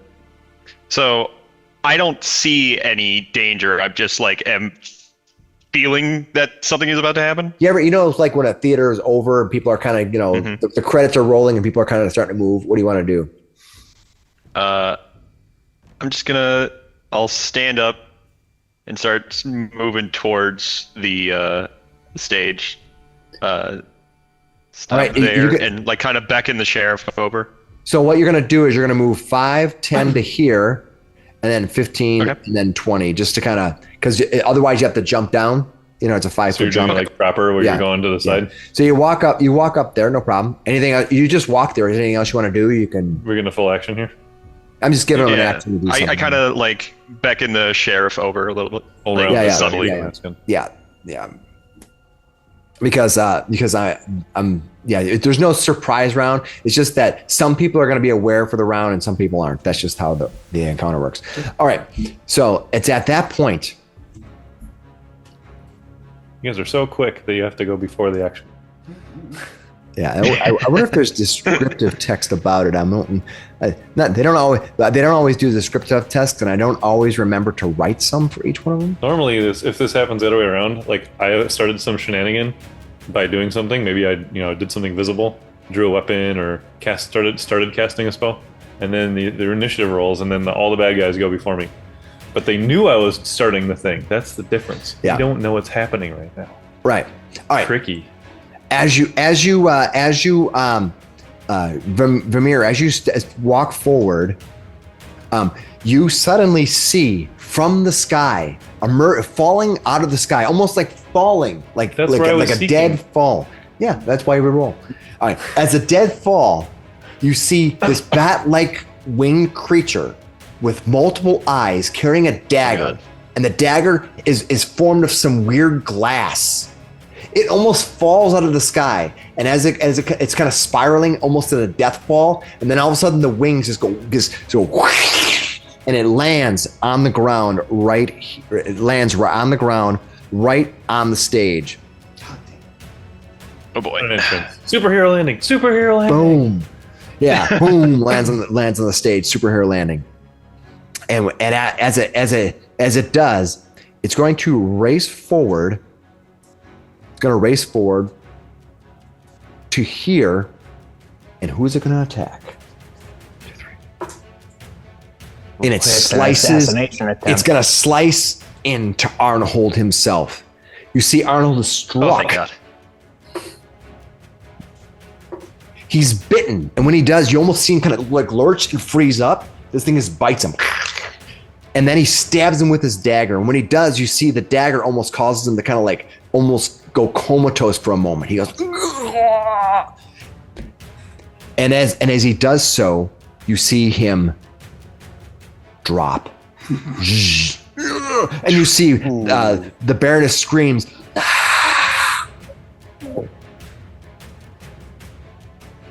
Sarrix, it is your turn. So, Did you spot everything? Rage for free. Yeah, if yes. you did, go ahead. You can go and rage. So I get to rage for free with Quick Tempered off of the first round. That'll bring my health points up a little bit. All right. Did you say I get one action in this first surprise? No, you round, get your round. It's just that either they're going to they didn't notice what was going on. Everything they get to go first, and then everyone gets to go. Sarrix's flower pops open on his head, and he starts running up. He can get all the way up here with Draw your furious sword. footfalls. Draw a sword. and Hold I'll on, you use got to my jump. You got all 2 kinds of action. stuff going on. So okay, all right. so you can move 5, 10, 15 to here, and then you want to jump up on stage because it's a 5-foot jump. You got to climb or jump. So you're gonna have to give me a so that's the 5, 10, 15. Take it to 20 to here to climb up. It's not really much of a climb. It just basically interrupts your challenge. So that's 20. So basically at this point you can move 20. This is 20 movement to here, and you're already in 2 actions deep. You know, because it takes you an action to climb. 2 actions. You can do combat. Yeah, you can combine your actions for move, but it's still 2 actions. So you can still keep moving. You've moved to 20 feet to that point. What's your total movement you can move? While I'm raging, it's 35. Okay, so you can move. Now at this point, you can move 15 more feet, but that'll be 2 actions at that point. If I can get up to here with that, that's Yeah, you fine. can. Yep. And then 20, with my 30. long sword, I'll take a swipe. All right, Why you're don't gonna you take. go? Why don't you go right here? Because then you're just going over the armhold that just fell. Is that Yeah, still never 10 mind. foot reach, I guess? Yeah, sure. Yep. All right. So you're I gonna don't run think- forward and take a swipe at it. Just Go saying, for because it. I don't like want to Baroness would freak be out like the Baroness too much. Yeah, go ahead. Go Yeah, ahead. it'd be Make like your weird attack. to try to swipe around the Baroness. That's all I was thinking. Make your attack. What do you got? 21. 21. 21 to hit. That will hit. Oh, nice. Yes. Okay, Nice. so that's 13 slashing damage and then 4 more mental. 13. I'm not sure if they take mental. I gotta double check. They got no brains. All right. 13 and 4, you said? Yes. Okay. The spores. Boom, from you my hit it. flower Koosh, go are staggering stinky. off. Okay, so you ran 2 actions and then you took 1 action strike. All right. Now, next. What you're going to notice here is following this, behind the crowd lands yet another one. Right here, you're going to notice him landing. He comes flying down. Like on the roof, kind of. Boom. No, that's not the roof. That's just the back end of the stage, effectively. That's just like a dead area, Like a little behind the stage. amphitheater. Yeah, That's SRO. yeah. Yeah, the standing guard's room. standing up there, I guess. Yeah, you see him. He lands up. He takes a step forward, Sliced it. and These 4 civilians. and you see him as he slices apart the civilians one by one, biting at one of them. He reaches over and just bites their neck out, and the other ones begin to fall. You see he kills 2 of these commoners. Oof. These guys are weak. Yeah. I guess this is Put up not a a little good bit of sign a for this is not a good sign for Pebble Bloom. As well as humans. Pebble Bloom can handle more than you'd think. Yeah, and they She's didn't skilled they didn't in fly weird away with ways. these ones. Shadwick, it is now your turn. All right, he's let's see, exactly 30 feet if I counted correctly. Yep, to Arnhold. Well, remember you have to jump down, and then you have to run across and to climb up. Not for ranged spells. Oh yeah, absolutely true. So he's gonna, I think, stabilize is at 30 feet. It is. He first thing out of his mouth is casting a spell to stabilize. Expecto stabilizo. You got it. As wind and lightning swirls around him, but that's what he casts on Arnhold. Hopefully that will help. So you do that. You now stabilize Arnhold. All right, so we'll cast that one, and he knows he can see another one landed back there. He's going to do another seek at the sky and see if he can spot any more that are coming down. All right. You're going to seek the sky. Yep, still seeing. Like we already caught 2 coming down, but kind of a little bit too late. We knew there were 4. Yeah, you see several more. Okay. So you So see several calling more. them out specifically is around, but hollering that there are more is a free action, right? Well, you can say more coming. Yeah. You're right. Yeah. Yeah. So he yells that out. He said, "There's more coming." Yeah. Take cover. So you look up and you see them, but you don't have time to quite Exactly. give out who Take they are. cover. All right. Next one. You see another one drop down. Right here. Oh no. Yeah. We'd hope the sheriff can hold up a little bit more of his own. Yeah. And he seemed like he was ready he was aware of the activity happening because Zabari, he'd already jumped forward slightly from Zabari standing up. So All you right. shouldn't be He surprised. lands and he takes his dagger and slices into the sheriff. Ooh, let's see what happens here. Old man sheriff. All right. Oh, boy. When that happens, you see that the sheriff himself he starts looking around like he doesn't even know God. what's going on. He doesn't even like he literally he doesn't have a clue what's going on. These creatures who can fly. This creature lifts up and he's gonna fly 5, 15. He lands down here. Okay, so that's what he does. He flies over to there. Next, that is that guy. The next thing that happens is right behind you, Sarrix. Right behind you, Sarrix. You see this creature come flying out of the sky from the darkness, landing right next to you. It lands. Boom. As it hits the ground, it looks over at you and targets you. It takes its wicked dagger and tries to slice into you with it. Good job getting up onto the stage in that quick time, by the way. 16. They have a plus. He's going to hit armor class 25. Sarrix, 25. 25 does hit. It misses you or it hits you? It's Okay. No, that hits, yes. Okay, thank you. All right. When he hits you, you're going to take this.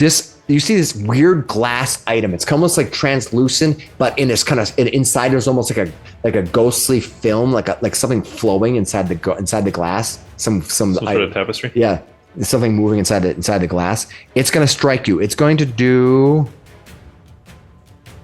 It's a 6 mental damage, and now I need a will save from you. What did you get? That's not my best, or it's my second best save. Here we go. 20.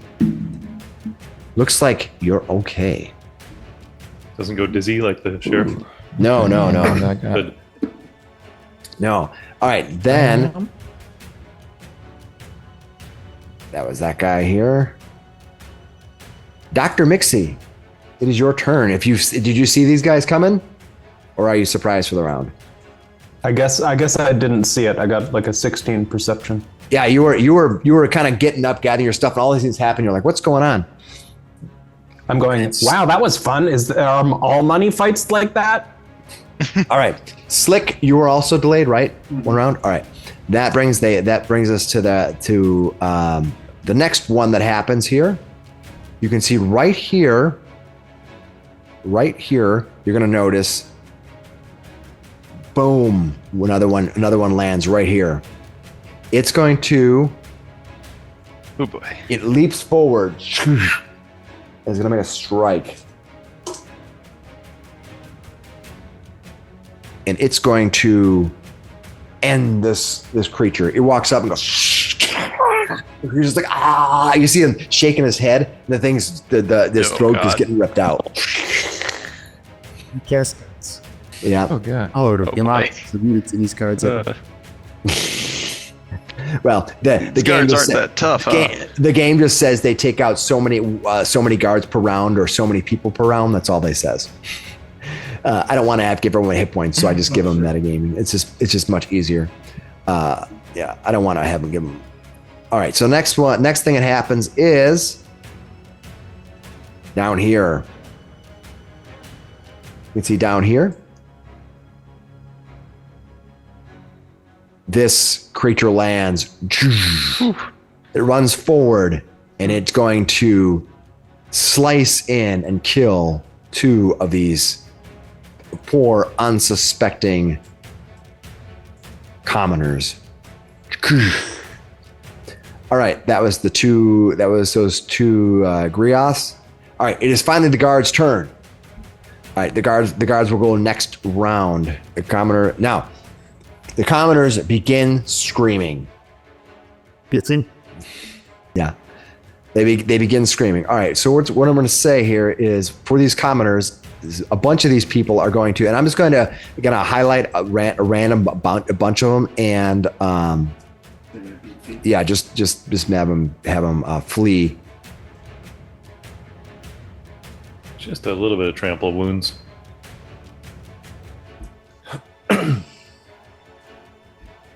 You see a bunch of them kind of fleeing out of here. The ones who actually were not surprised. All right, that brings us to Zabari. As you see all this craziness happening, what do you want to do? Boom, there you are. Oh, I want to get into the action, but Oh, I thought maybe you want to flee. There's a bunch of commoners who've taken off. All the rest of the commoners are see some of the commoners like in shock, and other people are just like out.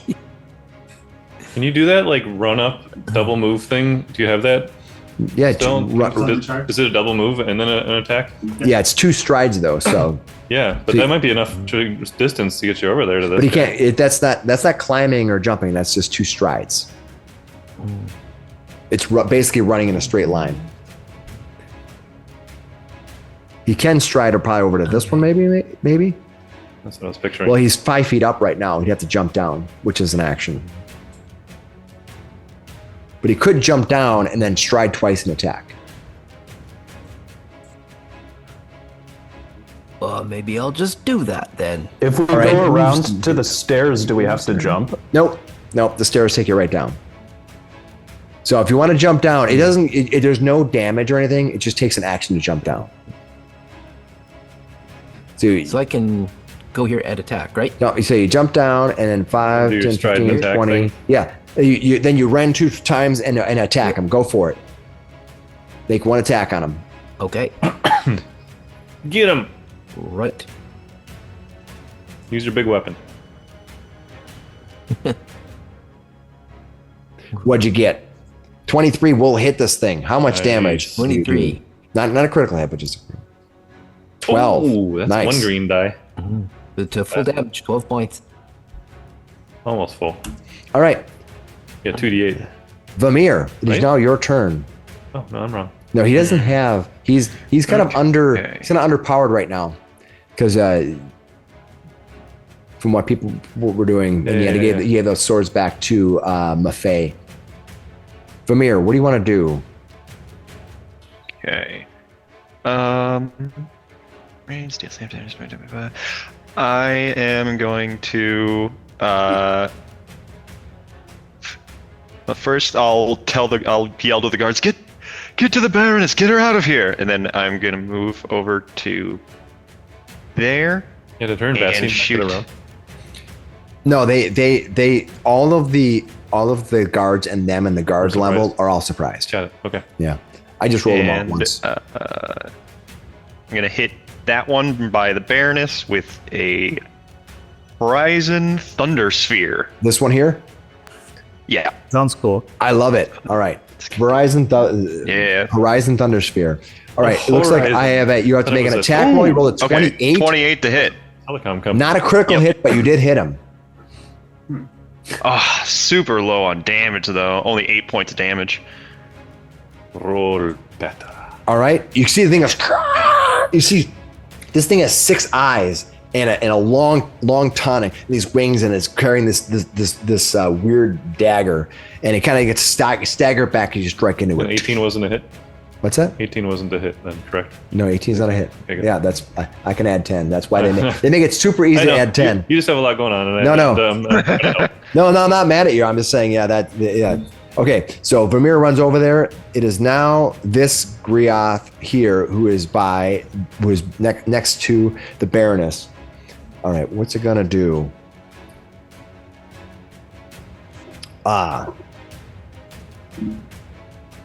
It decides. Now, Sarrix, you don't have a opportunity attack, do you? You don't have no. you don't get a. No, I do. Yes. No, All right. wait. Let me double check. I don't think you do. No, it's in my game plan. I don't know if I took it. I don't think you took that. Because you have to take a feat to get that, right? No, I do. I have no escape. I took that feat. So Okay. he's trying to get away. I can stride to attempt to follow him, but I can't. Yeah, you can, but you don't get an opportunity attack, right? Oh, Okay. You can move. You can with just them. move after him, right? Yep, that looks like it. That's what I thought. Okay. He flies to there. Yep. He's like, I will just stay here and protect the Baroness. he Sorry, lands Vamir. behind you, Vamir. Very He noble. takes his crooked, It's okay. nasty dagger. Like I said, let's see if that's one. It's at one move or two. 5, 10, 15, 20, 25. That's within his 30 feet of movement. He flies, and he's going to try to strike you with his vicious dagger, I think. Let me see what he's going to do. Say viscous dagger. No, he's got his vicious dagger. All right, so I have to make an attack roll on you. Well, I didn't roll great, but I know your armor class isn't awesome. So I hit a 19 armor class. Does that hit you? Oh, just hits me. Ah, damn it. All right. He's going to hit you for 4 points of... Oh, it's all of his health. He's going to hit 4 points and I didn't quite do this right. He does 4 points of slashing, and then he does 6 points of mental, and then you have to give me a will savings throw. Okay. 19 is your target. I'll let you know that. Actually, I should probably not tell you that, but I'll just do it for ease purposes. actively backed out. Okay. This is sort of a minion fight, so I want to move it along. Hopefully only kill 2 of you. All right, looks like you succeeded. All right. Nice. Yes. All right. All right, that brings us to Sarrix. No, he leaped over, he attacked you. He gets another attack on you. He's got to make a map attack. He's going to make his map attack. Let me do that. I missed you, though. All right, Sarrix, what are you going to do? Okay. Okay, so I will pivot and slam down on this guy. Boom, I love it. Drop him to his feet. Drop him to his... So the slam down is I make an attack, and then I can try to knock his ass on the ground. So Perfect. Come on, knock him down. Sweep the legs. 20 to hit. A 20 just barely hit. Okay, good. Okay, so he'll take the 10 slashing and 4 mental. Shitty damage, though. Yeah, I got a 1 in there. And then I get to do an athletics. But you do try 4 to additional trip him, mental and I'm damage. You do 4 additional mental damage, right? Yes, so it'd be 14 total. Yeah, I gotta make And it sure. says I was reading the feat that gives me that with my dragon aspect, and it says I can choose to take the element as my rage damage, or I can just keep it as bonus slashing. So I don't know how we can work that in the future. All right, well, let's talk about it after in between games, so I don't have a conversation about it. So let me just give you his extra damage, though. All right, now he gets a savings throw. Yeah, now I get a free trip attempt. Well, Okay, I gotta roll against it, and Against a sport. I'm just gonna take my assurance, so it's gonna be 20 athletics versus his fortitude, right? Well, what is reflex. assurance gives you? What does assurance give you? It gives you 15 plus your skill bonus. Is that right? 10. Flat 10. 10 plus level. 10 plus skill. Yeah, which is 10, so I'd get a 20 on that. Okay. So 4 plus your level is 4, 8. Where are you getting the 10 from? I want to make sure I get it. Just the flat check. It's 10 plus stuff. Right, but it's only your level plus your skill. It doesn't include your attribute. Your mod, yeah. So I want to make sure I got that right. Wait, it doesn't include it's an athletics check, Not the right? mod. Not when you do use the assurance, you don't get to have your modifier like your strength or your. Or any other pluses or minuses. It's just your skill plus your expert or whatever. So if you're an X plus your level, yeah. So if you're it'd an be expert, minus 4 more. Well, Yeah, then so I'll you- just roll it. okay, yeah. Just to make Yeah. sure, assurance is good for easy stuff, but it's more like like you said, you can insurance healing, right? Medicine. So I could make Yeah, it was gonna take. Yeah, you can only get plus 15 at level 4, I think. Yeah. level 3. Okay, so you're going to need a 21 versus at his, and you're going to end up tripping him. You're going to hit him, knocking him prone. Is that what you're going to do? Is that what you're going to knock do? him on his ass. All And right. then I'll use my last action to intimidate him. Oh, nice. 29. Oh my god. Nice. Intimidating glare.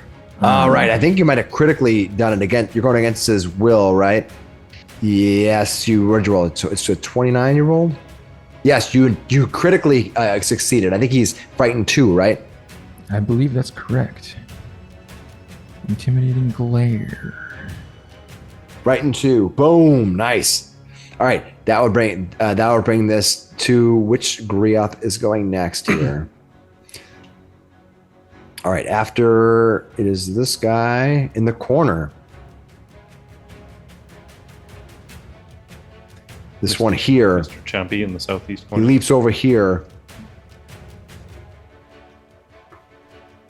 only killing one of them. He's not what you call a dedicated creature. He runs over, he just starts chomping on him.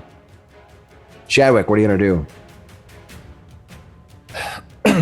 I asked Dr. Miksi, what's wrong with the sheriff? What happened to him? If it's what's it called? Frightened or stupefied, I can help. I could get up there and You can give me a Try. recall knowledge to find out what it there's is. bad things up there. Yeah, is that a free check? No, it's not a free check. You can take an action to recall So I knowledge. was and I'll asking let him you what know. it was. Yeah. And then I'm gonna. Don't bother with the sheriff. He can take care of himself. Get the Baroness. I'm going to. Oh man. the Baroness better. There are rooms behind you. You could probably stick her in if you want to get her. there were secure rooms That's back the there, warehouse. That's where all the warehouse items are. Yeah, they said that was a secure area Yeah. earlier. All right. Yeah, I'm gonna cast Bless. I haven't done this one in a while. All right, Wait, 15 you know foot what? range. I take it back. I'm not gonna cast Bless. Scratch that. I think runic weapon is a touch though. Crap. I can't get to him, can I? Spy. Yeah. Maybe a double move. All right, next round. Fine. I'm casting Bless. All right. 15-foot emanation. Give yourself a 15 get foot. I can give it +1. to you if you need to. I'll do it in a Okay. sec. And then I think I'm going to start moving. And I'd like to get to Zabari. I know Vamir's in trouble over there, though. I'll be fine. I'm gonna go take care. Do you got Vamir? I get He looks at you. Okay. He'll run then over towards Zabari. 5, 10, 20, 25, That's 30. that'd be almost instinctual for you to have your hand on me. It would, yeah. Okay, so you are blessing yourself and running over. Perfect. I'll add my 15-foot radius. All right, next Griath. Yellow. So I hit Zabari. Zabari, you have the blessings of some random deity. All right, this Griath here is going to this one here gets to go, and it's going to face off against Zubari. He's been slightly injured already. He's going to take his dirk, his wicked clear glass arced weapon with kind of like a smoke thing flowing through a viscous thing inside. No, it's almost hollow, and there's like smoke in it. Wow. Like something, yeah, and it's flowing. And he's going to try to stab at Zubari. You want 2 of those? Oh. All right. He's going to miss you on his And I'm first. doing my. He's going to miss you on his first strike. All right. Then he's going to take a step. All right. And then he's going to move. And I do my reactive shield, so I'm pulling my shield into place. Okay. All right. Yeah, you got your shield. Okay. He's going to attack you. He's going to move and then go 5, 10, 15, 20. Moves to there. Flies to there. That's what he does. Slick, it is your turn. Finally, after all this time. Can I go through the crowd here? It's difficult terrain to go through crowd. Basically, they're freaking out. They don't know who they are. They're not allies or anything.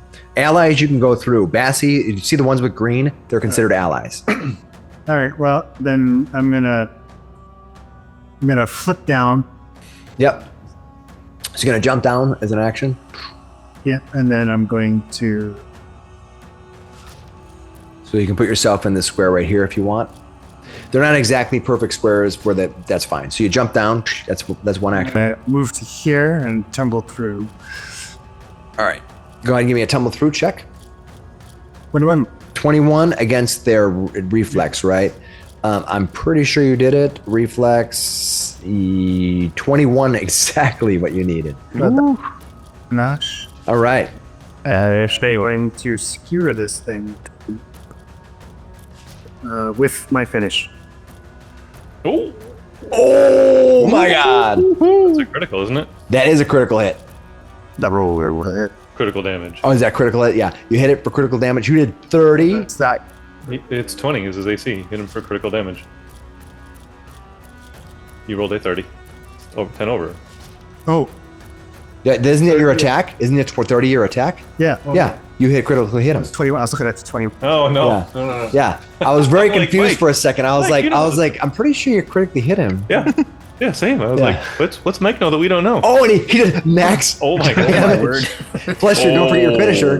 Which is doubled as well. Oh, come on. With a sword? Ooh, baby. 42. 42 Yeah. points of damage. Ooh. All right, you have him bloodied. I'm just messing with you. All right, when you strike into a thing, this creature goes. It hit the ground, and as it hits the ground, its entire body just explodes into ash and smoke for a moment. Holy crap. Including the deck. Including a dagger. You have to preserve one. Just in a cell or something. All right, you ran forward, tumbled through, and you attacked once. I don't know if that took 2 actions to. Oh, you jumped down. Okay, Nice move, Dr. man. Nice round. Miksi. That was Yeah. awesome. That was really awesome. Dr. Miksi, what are you going to do? I'm looking at all of these different monsters, but I think the ones catching Dr. Mixi's attention are the ones just slaughtering civilians right now. I think he's going to freak out a little bit and try to go for those guys. He's going to move through difficult terrain. He's going to push past the Callistocrats, drag all his tools and bags up with him, and fish out a glue bomb. I'm going to quick bomber to glue bomb this guy. All Let's see right, if I awesome. can't You can make your attack really roll on him. Stick him. Do you have to climb? He took 2 actions to climb up to that. That's 2 actions. That was 2 actions to climb. Because you're climbing, you're basically climbing up 2 5-foot steps. You're basically making two actions to climb. So the back of the stage here is higher than where I'm at. Oh, yeah. The back of the stage is is even with this row. It's kind of like just Okay. the back of the stage, and then each one of these are 5 feet lower, and then this is the lowest point right here. So he's 5 feet above. Okay. Yeah, so think of this as thing 0, 5, 10, 15, and then this whole thing up here is 20 feet up. It's like bleacher seat. Yeah, like bleacher seating.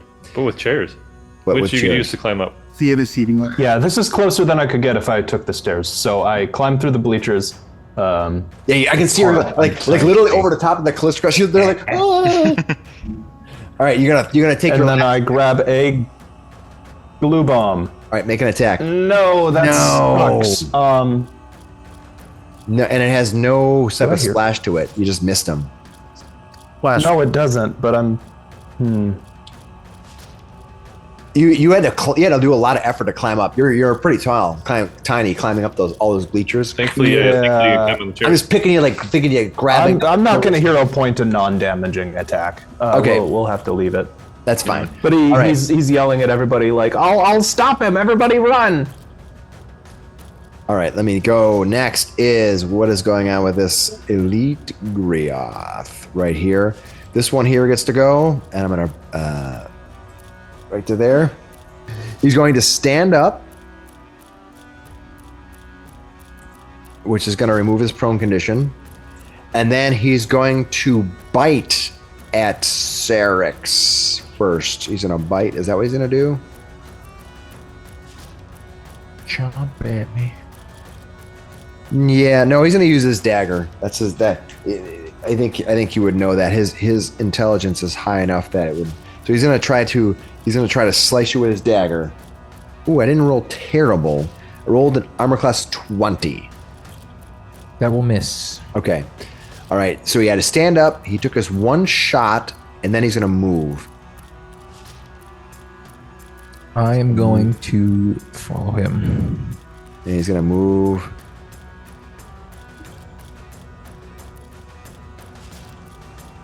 To there. Yeah. Ooh.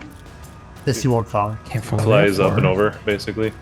Yeah. I'm being a little bit light with the going up and down 5 feet for flight because it's supposedly difficult terrain, but for the case of just coming a couple feet, I'm going to call it fine. Because otherwise, it's a lot of math, and I don't want to deal with it. So he's flying pretty. So if I directly try to- over. Yeah, he's basically, but technically speaking, if we get five, he has to go up a little bit. it may Yeah. be plus or minus 5 feet. I'm But just can calling he it. use his feet to follow him? Nope, because all he can do is stride. He'd have to climb. So he'd I have to, can't get down off the thing.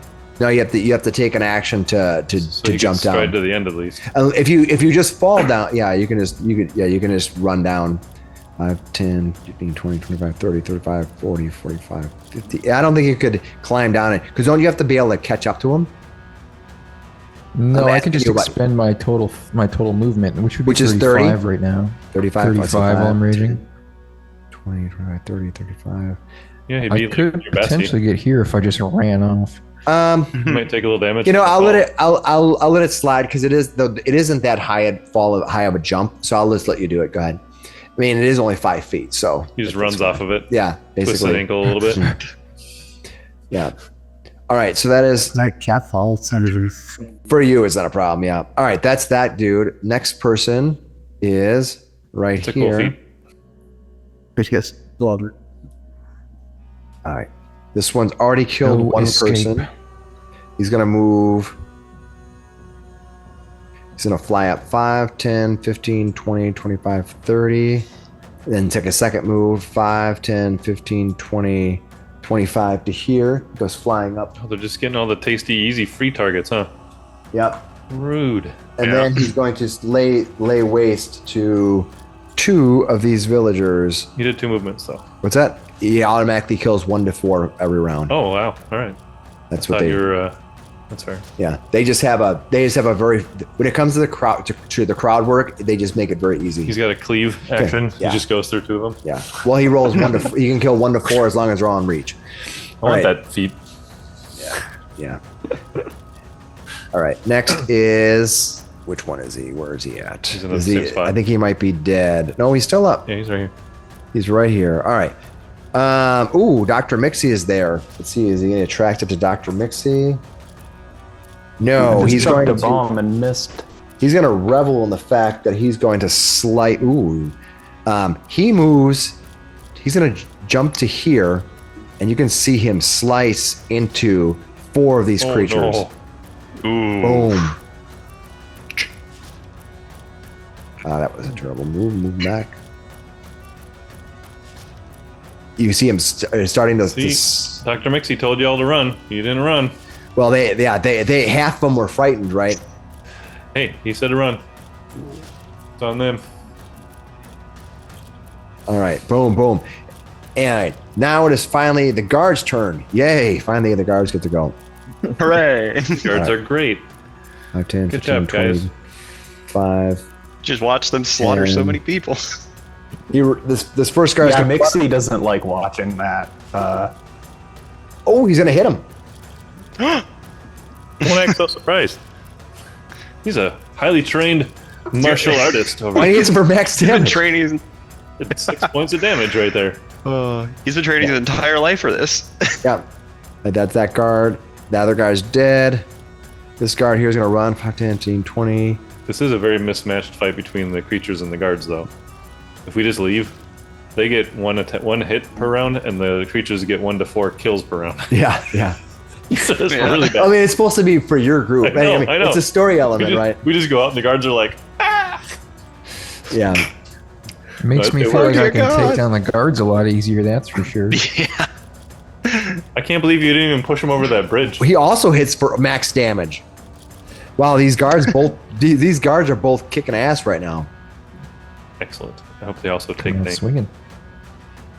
This one's gonna climb up here and run over to the Baroness. Don't worry, Baroness. I'll guard you. I'll I guard got you. nowhere to put. There's too many things going on.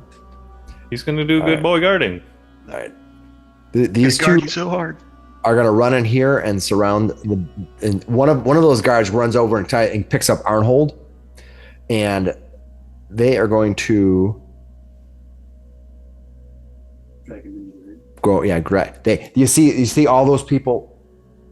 There's that's nowhere weird. to put this where I'm not like destroying the map. So people can see these people that were right here go into this room right here. Does Chas go as Yeah, well? Chas is going to run into this other room right here to take cover. Good. And Mr. Sheriff Confusey. All right.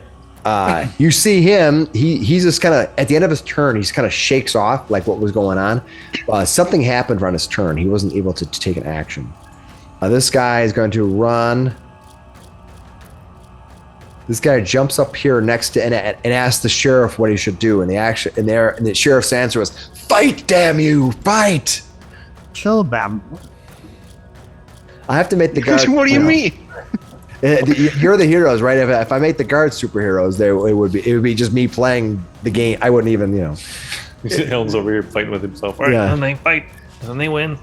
And then I just took over Mixi's voice. Sorry, that was weird. This one's gonna run up to here.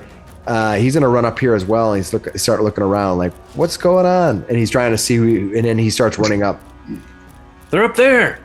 Get up there. You see him running off. All right, Yeah, I hollered to both the sheriff and the all right. guard. Commoners. All right, I think most of these commoners are gonna flee into the night. That sounds smart. As long as I'm not standing next to them. Let's see here. Make sure I don't take too many of them. Just a bloodbath over there. Yeah.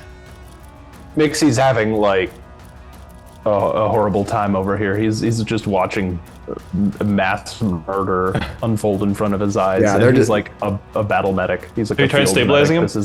This is a nightmare for Miksi right now. Stabilize. The rest of them flood through the north and south channels. The people just screaming and running for their lives. That brings us to Zabari. Zabari, what are you gonna do? Oh, actually, I actually have these people leave. The aristocrats. Yeah, the aristocrats run for their lives. Bassie runs up onto the stage and begins looking around, surveying the area. The rest of these people all take off. I'll get these out of people here too. All right, that brings us There's to one guy on the far right over there that isn't dead yet. which guy on the far right? Yep. He's about to be dead. He's surrounded by. Yeah, he's within range, so he can't leave because otherwise he gets Okay. killed. All right, that is Zabari. What are you gonna do? Want to move to here. All right, so you go 5, 10, 15, and you jump up on that thing. That's 2 moves right now. Can you kind of swing up there? Okay. This guy sees you running up, and he screams and runs away. Good job. And I'm gonna hit the thing. Hit him. Which guy are you gonna hit? The one that's sitting right here. The one. Well, you have to. You're 10 feet away. How can you reach? Is he? I think. Let's put him. I think he's right here. I think you're right. Okay, go ahead and get him a hit. Give him a strike. Yeah. Okay. Let me focus ping and zoom in because things are getting a little cray-cray with all these dead bodies and stuff. Nice shot. 28 will Okay, hit him, but not 28? critically. Okay. So 6 slashing. Yeah, we really need to get you a runic weapon. That's for sure. All right, boom. All right, that you run up, you climb up, you attack him. Vamir, what are you gonna do? Right, I will move 5, 10, 15, 20, 25, 30. Oh. 40. Sorry, I'm focusing And- so people can see what's going on. All right, Yeah. and then what do you want to do at this point? Then I will pummeling rubble, or no, I'll do an ignition on that guy. All right, he's got a He's -2. 18. Oh, he's got a -2? Yeah, so 18 then. 18 is gonna hit him because he has that -2. Nice. So 11 fire damage. What is then. it? Almost max. Fear is our AC, right? Yep. Yep. So yeah, I'm pretty sure. So you hit him. Nice. Yeah, 11 fire. All right, you're gonna see this guy. He squeals. He squeals out, and Nice. all right, that brings us to That This- guy. Grioth right here. Which one is next here? Is this guy? He's dead. That brings us to. I'm just gonna move him off the map because he vaporizes. Convenient. Sarrix, what are you gonna do? Saves on memory. Sarrix. The one he's chasing bursts into flames, so he's going to move. He's going to go 5, 10, 15, 20, 25, 30, 35. And he's going to go 5, 10, 15, 20, 25, Nice. 35. He can get right behind. And he's going to take a swing at this guy with a flank. With Mr. All right, yeah, you Barbarian. got flanking on him. Go for it. Hit him. 16 plus 1 is 17. Not enough. Oh, Even Five on the wait, die. you got a +1 from what? You got he's flanking, so it's a +2 because you have him flat footed, right? Oh, Is plus it? 2, well, 18. +2 and it's still +2, on right? that line. Yeah, so you got Minus 18 2 to the total. AC, but yeah. Yeah, idea. so his armor Yeah, class is equals 2 out. lower, which is going to be unfortunately only 17, so you're still going to miss him. Wait, their armor classes are 19? The armor class is 19, yeah. Yeah. Then Zabari actually hit. Oh, sorry, Zabari actually critical on his last hit. That's too late, maybe now, but we'll have to keep that in mind. He critical, I'm pretty sure he did. He has a +1 from the bless. Critical damage was only 12. Oh, yeah. You have to count, you have to let me know if you got the plus. I thought it was 20, so I didn't say Okay. anything. Yeah. Okay. So Sarrix, you run up, you swing at him, you miss him unfortunately with a 16. 16 against their flat-footed 17. And that's all my points. All right. Elite, is this guy still up? Yes.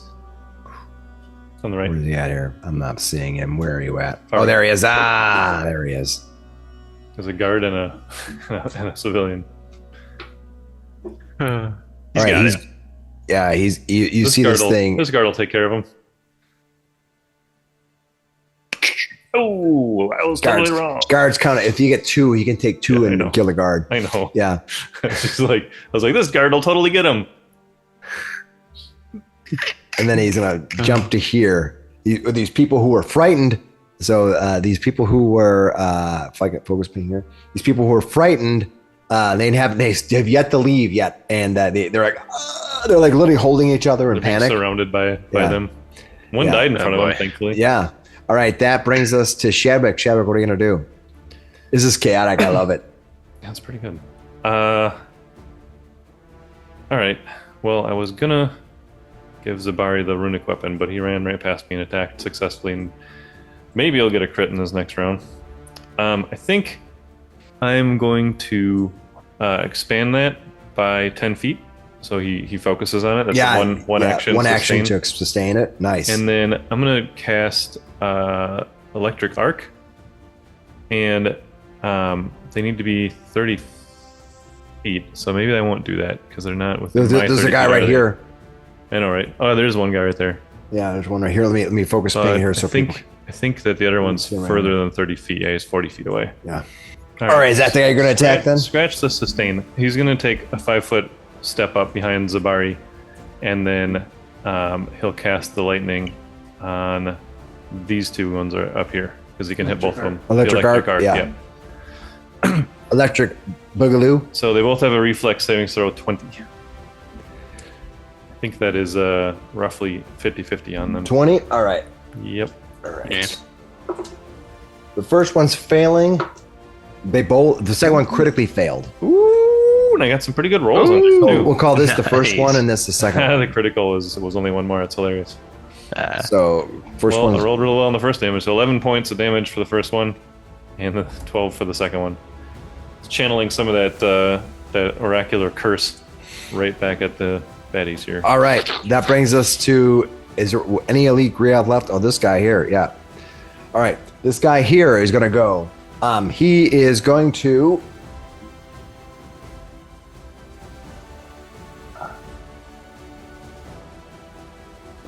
Just a little bit. Give people some sight of what's going on. All right, he is going to... yeah, he's going to attack Sarrix. He's going to try to stab him. Oh no, not even close. And then he's going to try to... Oh, and then he's going to kill this guy. Boom. No. Told those guys to run away. And then he's going to fly. 5, 10, 15, 20. Let's see. 5, 10, 15, 20, 25, 30. He flies to there. Now back of the map a little bit so you can see where he went to. All right, that brings us to Slick Willy. Slick, what are you going to do? That guy sounded murmur. Where are you at? Oh, you went over here. You're off in the corner, but you're very fast. And very fast, but I can't get to anyone to...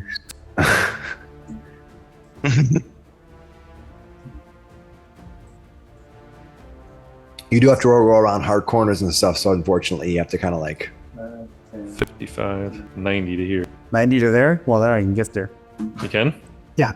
Nice. Move at 45. There you go. Yeah, I counted 10 here, and then 45 there, and then 20. You can't just cross from this space to this space. This is around a corner. It's the same number, sorry. What's it's that? 45 Okay, to there, 40, and then... okay, 45. Oh, I see. Yeah, Okay, sorry. that's fine. So 40, 45, got it. And then, all right, that makes any sense. All right, and then you got up there. That's cool. I'll call it fine. All right, you run up there. What are you going to do? Dang, I was gonna run in there. Holy crap, you're fast. See him bounding up the stairs 10 at a time. Nice. 16? Okay. That's gonna unfortunately miss. All right, Slick Willy gone. That brings us to Dr. Miksi. Dr. Miksi, there's a lot of trash left over right now. What are you There's a lot do? of There's a guy right dead here. civilians. There's a guy right there that's There's with a lot of... Yeah, Dr. Miksi just saw like 6 to 8 people get slaughtered in the blink of an eye that he was gonna go try to save, so he's pretty mad. So he's gonna jump forward. He's gonna step towards this thing, and can I draw a dagger during that step? No, because you're not stride, I stepping, you're guess. climbing. You have to climb up a 5-foot embankment. Not there, not from where he was. Oh, you are there? up here. Yeah. No. Yeah, I already climbed. Yeah, if you're 2 just rows. striding, you can. If you're striding, you can stride 5 feet. You just then. Okay. Yeah, go for it. Yeah, I stride. I draw a dagger, and from hell's heart I stab at thee. Go for it. You Armor killed class so many 21. people. Armor class 21 is gonna hit, and you do 3 damage to it. Yeah. Boom. Okay. I'm gonna stab him again. I don't think my second attack hits him. 15. No, Will it miss. doesn't. Okay, that brings us to any Griath that are possibly left here. Let's see, we got this Second guy. He's gone. F1. Let third one me vaporize him. We're going vaporizing. Let's. Scorched Earth. Yeah, who else? This guy. Oh, Still this guy's around. All right, that brings us this dude here. All right, Yeah, these civilians died quickly. he's gonna move to here. He's gonna flank attack Sarrix with his dagger. Ooh, I might actually have hit you. +9. I have 24 armor class, and you are being flanked. That will hit. Yeah. Yes. Finally taste my blood. All right. Well, actually, I had 5, 6, 7 points of piercing damage. You take 5 points of mental damage, and you need to give me a will save. He's like, Okay, so we got. We're down to 50. I think that's correct. And then I give you a will save. 22. You're fine. All right, that is that's that one here. As the other one is still he's still kicking. This guy here. He has barely been touched. All right. All right, what is he gonna do here? We got Sabari climbing up on his behind. So, all right, it's going to.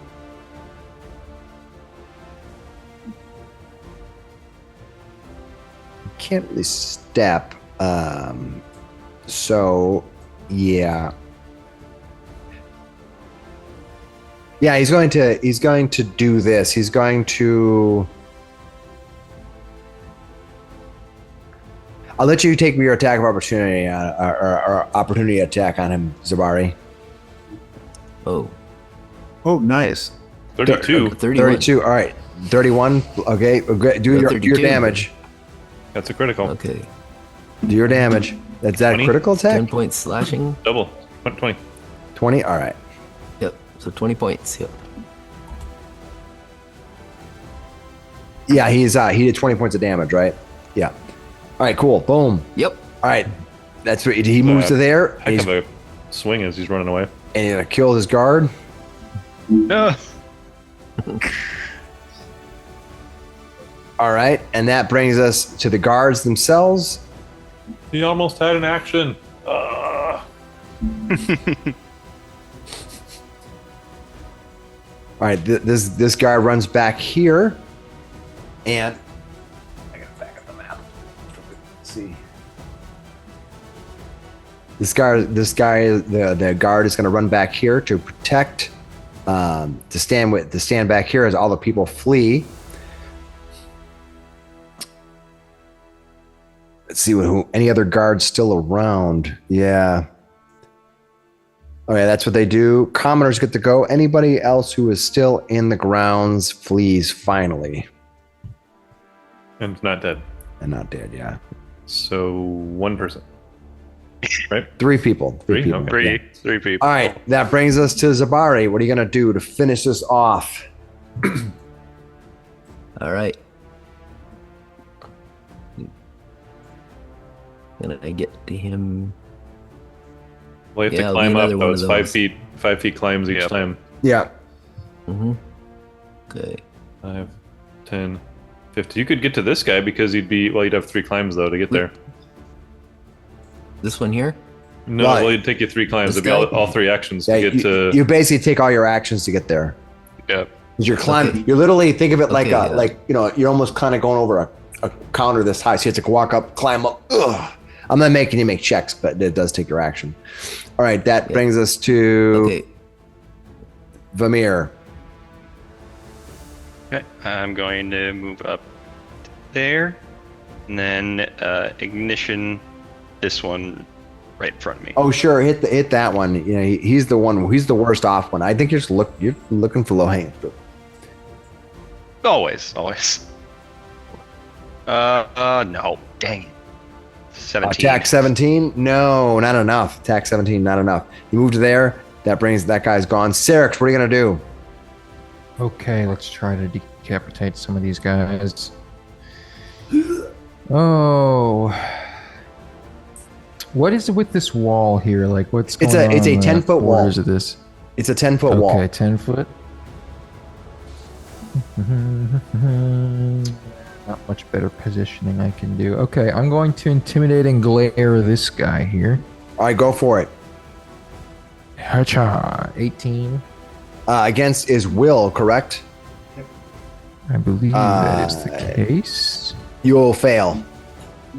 Okay, so that won't work. That's all right. Then I'll just slam down and try to knock him on his ass. 16. 16 will Screw that, fail. I'm going to use my hero point. He's like, screw it. Sure? I All want to right. chop him down. Ooh, that was 25 to hit. There we go. Get him. 16 slashing damage and 4 mental. All right, you slash into this creature, pile driving down with you're just like slamming down. It strikes into the ground and then folds into space, and as it hits down, it just kind of evaporates into smoke. I strike a cool pose with my samurai sword and look at the other one. Nice. Okay, that brings us to Wasn't that 2 action? he it's 2 actions. did his strike The with his slam down's wrist. a double. He did a knockdown strike. Got it. Yeah, slam down. Yeah, that brings us to I think is that everybody? Oh, there's one left. Which one is it? Simba. 3. You got to see where he's at here. Tis one over by me. Okay, that's the one who goes next. That's the one on you. All right, let me focus ping to that. There you are. All right, what's he gonna do? Ooh, yeah, he's going to try to hit you with his dagger. And Flashy dodging. as she does. All right. Okay, Neil. Those 3 civilians by that guy, they got out, right? Yeah. He's Okay. going to strike into you. I've got to see where we're at in the lineup order. Okay. He's gonna strike at you, and then you see him fly off into the darkness. He just goes whoosh, Which direction? straight up. Okay. Yeah, he goes straight up. He is now, and he's gonna be a little bit over, like behind the wall, but basically he's just going. That brings us to Shadwick. You could attack that one if you want at a distance. It is going to be 30 feet up from the ground if you want to attack him. Yeah, this one here. Did he miss me? Yeah, he missed you. Oh, perfect. Yeah, Never got a number. No, yeah, that's fine. He attacked you, and yeah, I just rolled really crappy. I was like, whatever. And then he goes like that, and he takes off. Yeah. Okay. Because you did a flashy dodge. Okay. I'm gonna climb up for 5 foot. Climb there. Oh, let me hold on. Let me put your in back on the map here. Yep. All right, you're gonna climb up 5 feet. Climb up. I'll sustain. So it'll bring the radius to 25 feet. All right. That'll bring Zabarian, our friend Sarrix, into the midst. And then I'm gonna. I guess I'm gonna keep watching, and I guess I'd try to play this as a seek. I'm gonna keep watching the guy that's flown up. I want to see if I can tell which direction he leaves from, because that's gonna be my best indication of which way we would go to help rescue Sarrix's friend. Sure, no problem. All right. So that's my turn. It is their turn. So I'm actively watching him. All right. This one here is going to take a step to here, and then fly 10 feet up and out. If somebody has an action they can do while this one takes off right here, you see he jumps back 5 feet and just lifts off the ground, and he's gonna head directly. He's gonna head directly perpendicular to the wall. Is where he goes. All right. I So think that was that west, basically? Did I nope. catch In that this right? particular map, it's north. But it's that way. Yeah, it's To the left. it's to the left, right? But because Oh, of yeah, I the see what map, you're it's saying. rotated, It's north, yeah. so it's north directly. Okay. He's gonna go north. All right, that brings us to Slick Willy. Yeah. All right. Is there any left? I think there's one left. Yep. Yeah, there's one down the corner here. There's one. I have an idea. All right. Oh, Slick's just gonna. Okay. I have a plan. Oh no.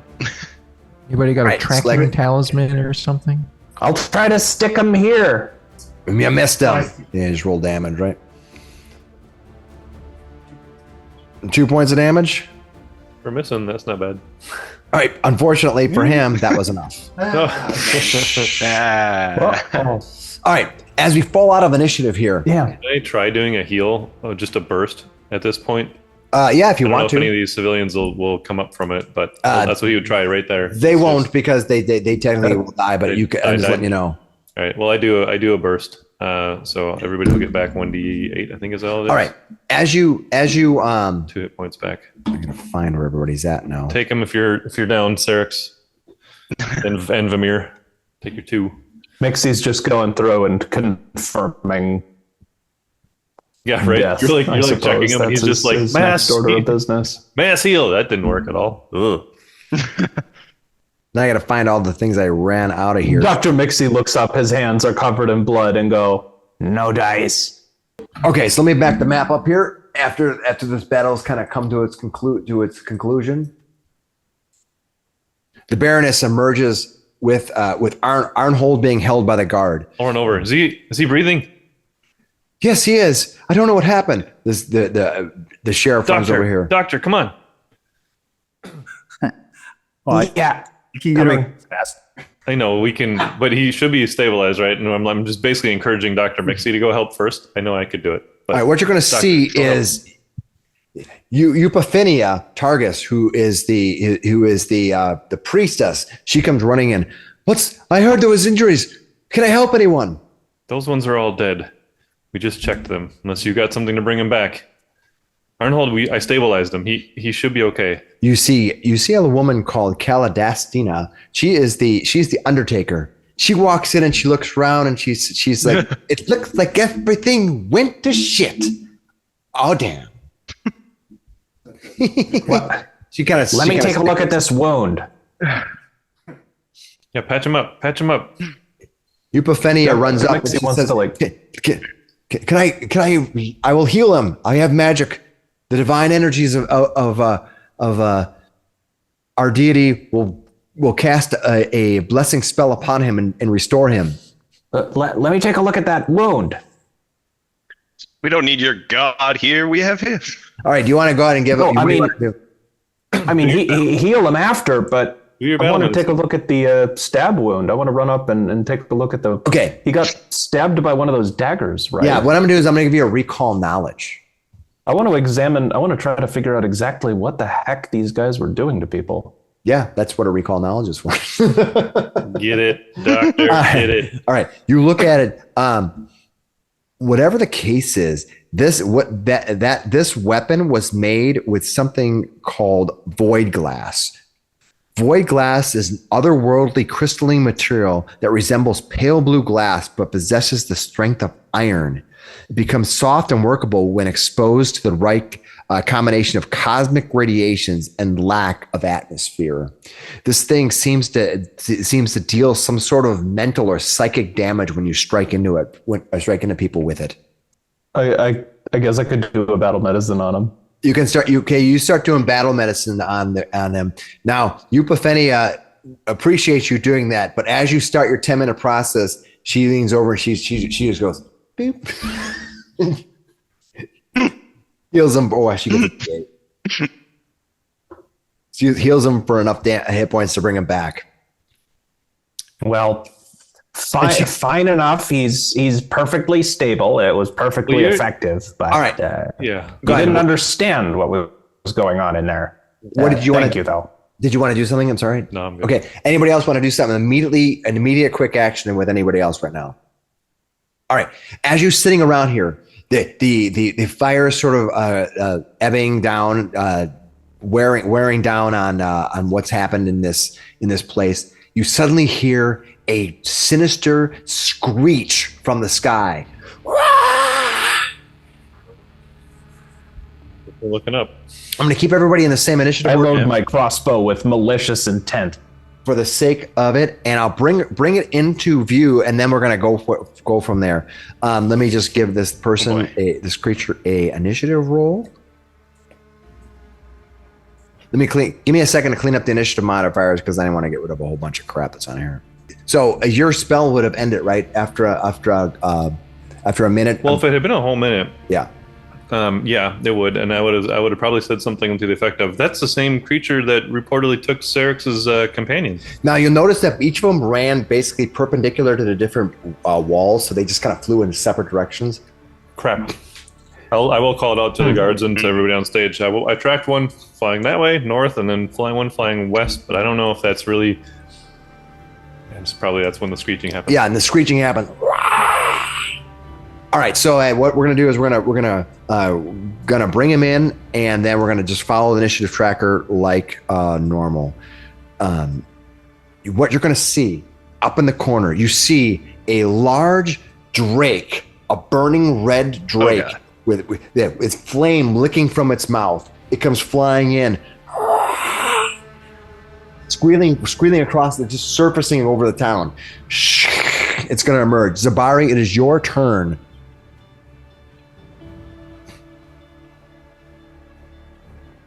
Is he mad he didn't get to bet at the auction here? Make a bid? Definitely. Alice did it down, Tina. She is the Undertaker. Oh,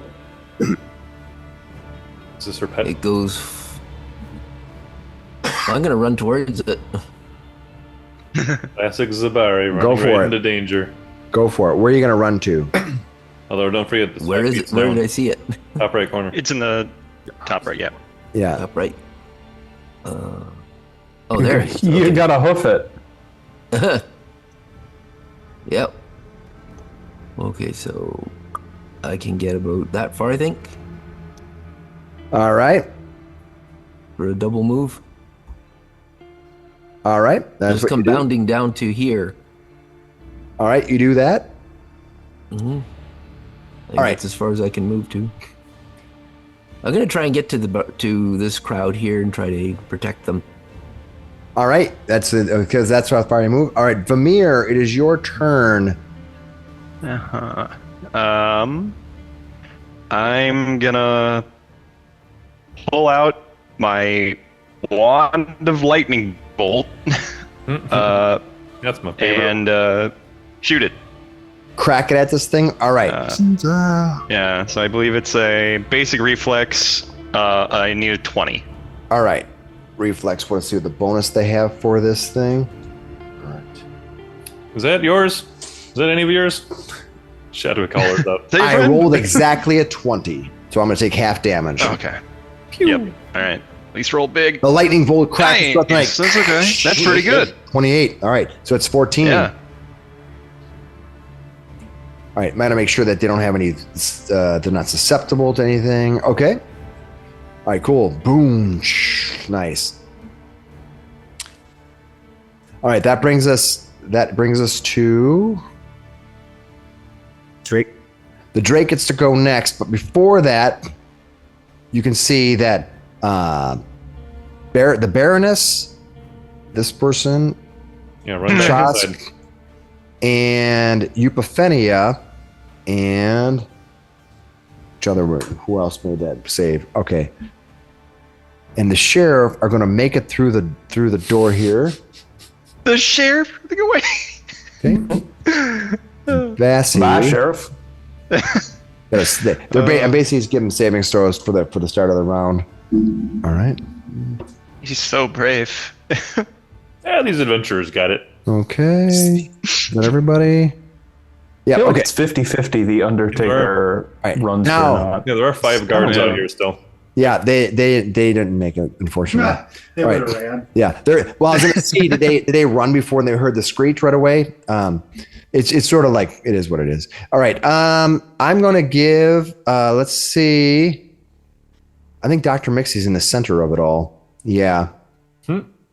I was investigating. I was trying to diagnose Arnold's wounds. My Yeah. tools are probably still like around me a little. I mean, they're all ready to go in my bag. Oh no! What you see is Oh God. The heat map. Dr. Mixi's turning into the sun. Yeah, you're gonna see. Round 1, Dr. Miksi versus the unparalleled power of the sun. You're glowing. Fight.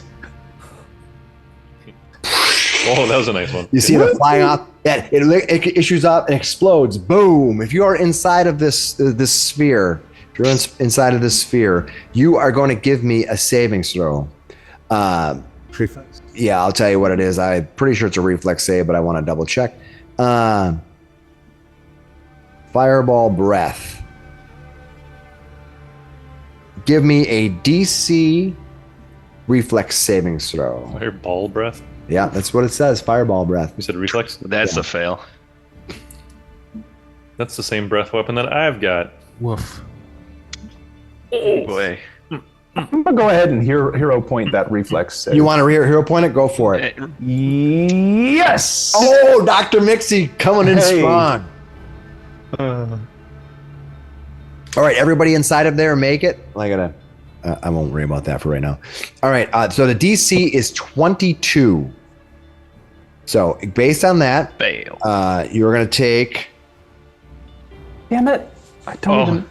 Well, I guess I still crit succeed. Sarrix, you crit failed. Yeah, if you make it, then and you roll the natural 20, you automatically make it one higher. So that. You double succeeded. All right. Double critical. I think it's just a crit success. At least I got that lightning bolt off Yeah, you're before right, I you're right. fall down.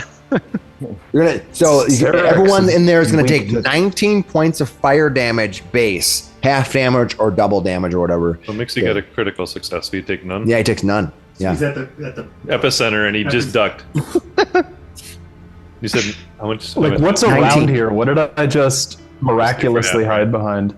I'm assuming what's going to happen. probably a corpse. That's Well, I think you're underneath the. You probably are underneath the podium. You're a good goblin. You just don't. Yeah, I Oh, just managed to hide underneath the podium. Whoa! behind the guard. Yeah. Full up guard down. Yeah. All the guards are going to perish.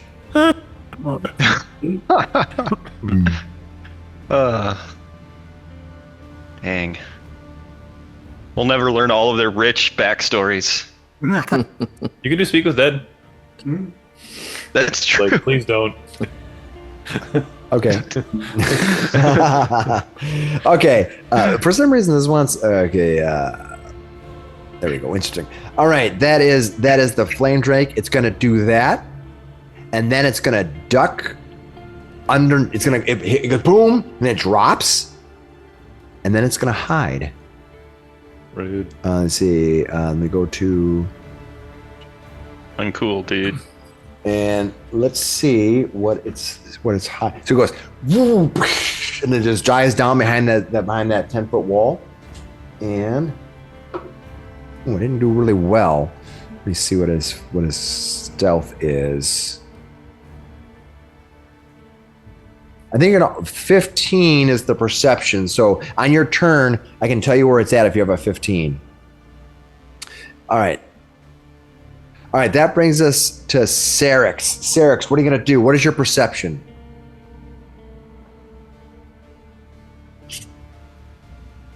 $28.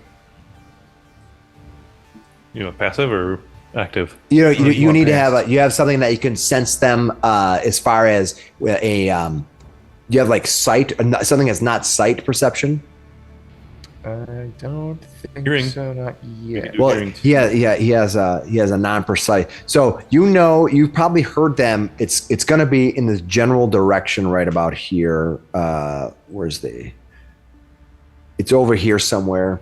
It's somewhere on the side. You're gonna hear the kind of heard it flying this way. So it can be anywhere from here to around this corner, but it's over this way. It's not up here. It's going to be down more over this direction. I'll give you that. What do you want to do? Oh, I'm super hurt, so I'm going to make it easier on Miksi and climb up and go over there. It'll be 2 actions, and then I will... My God, your eyes are on fire. How does that even work? I got like twigs and stuff just falling off. No good. Smoking. Vamir, are you heavily injured because of the drake? Yeah. Okay. I got you, bud. Yeah, I think that's all I'm gonna do for this one if I can't see it. Got it. Yeah. Okay. All right. That brings us to Shadwick. Shadwick, what are you going to do? I'm going to cast a spell. It's my signature spell called Heal. You might have heard of it. I'm going to do the single target creature. So that'd be 2 actions because it boosts my hit point healing by a lot. So it's 2d8 plus 16. All right.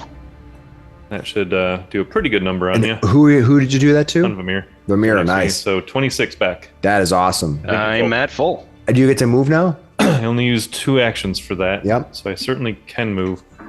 Did you call out where it was, Sarrix? No, I didn't. Gotcha. Then I think he's going to. Oh, who's nearby? Who else is nearby? Zabari's running towards the dragon. It's awesome. Get him. Where'd Slick go? The maps. He's way in the back. Well. He's over here. All right. Oh, you know what? That's two actions. I'm just gonna use guidance. I'm gonna give guidance to. What's the range on that? 30 feet, I think. It is 30 feet. We'll do it for. Since I'm standing next to Vamir, you get all the spells today, sir. There you go. Have a guidance. Yippee! All right, Slick. Dr. Miksi, your turn. What are you gonna do? I guess I'm gonna attempt to battle medicine Sarrix. Perfect. And I get a plus 13. Should I try it? No, he's gonna get absolutely torched if I don't.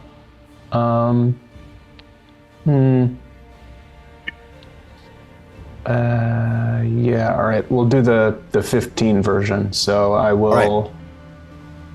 But you could critically do it. So you critically succeeded. You did. 15. Okay, cool. Sarrix gets 4d8 hit points under battle medicine. Nice. So That's awesome. 27. Oh, look at you! You're like You beat me by 1. You're like Rude. 85. You're like 85% of max. That was awesome.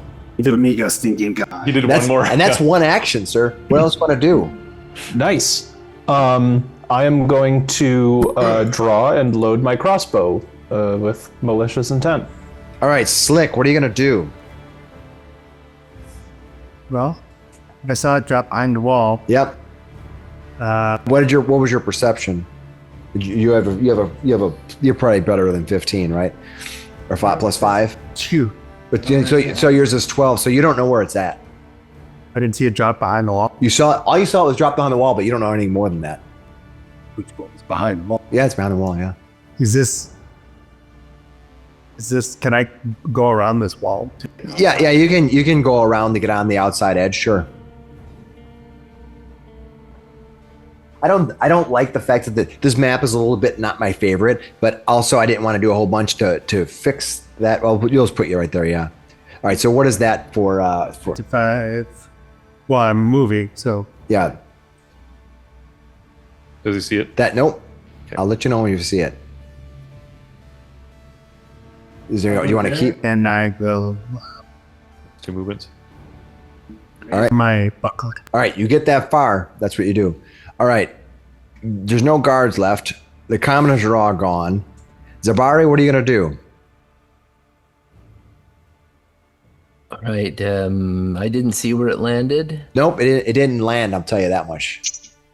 Okay. Well, It's flying around, but it's just kind of like What's your perception? it's flying around the outside of the wall.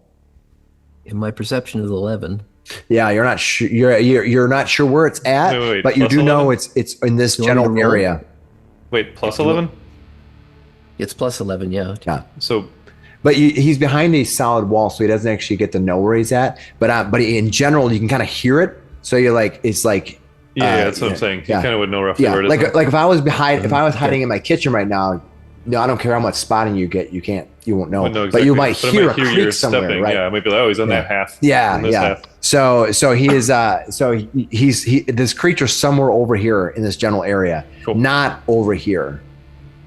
You know. So you're going to know basically regionally why it's at. What do you want to do, Zabari? Okay, I want to move to center right about there. All right. Walk over and climb up. Actually, no, I don't think I want to cluster with I everybody was about else. to say, clump up. Yeah. Yeah, I think I'm going to move over to here. I think this is as far as I can move. All right. All right. Is that all you're going to do is move right now? And I'll ready in action. What do you have? What That's do you, all I can It's move. 2 actions to ready, so you gonna ready something? What are you gonna do? Did you move twice or just once?